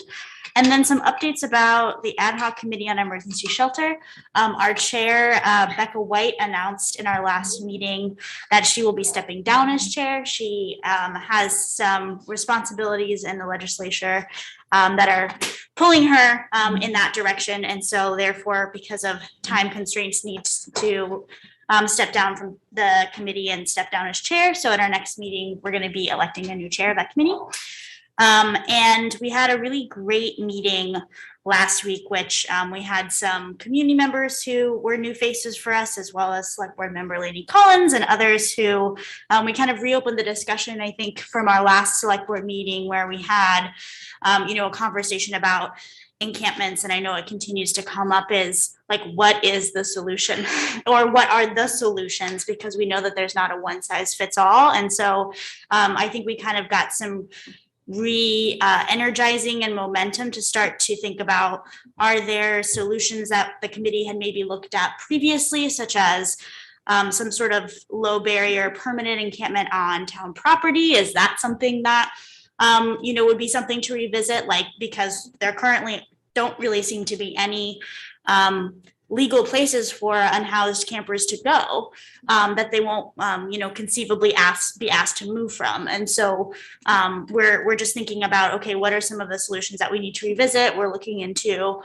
some of the actions and kind of choices that like Montpelier and Burlington have sort of been making around town, property as a possibility for encampments, and just to start to sort of gather and reboot some research. So no more like formal recommendations on our end yet, but I think it was helpful just to hear from more folks in that meeting to, again, just call to light, like, again, this is urgent, this needs to be addressed, and we need positive energy around these solutions. So, yeah.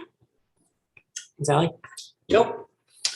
I think the last time that we were here, I said that the pool was being delayed because parts were held up in Malaysia. I am happy to announce that that has been rectified and the pool is back on schedule. So, knock on wood, we'll have the pool done by this month or later next month. Is this October? Yeah. Yeah.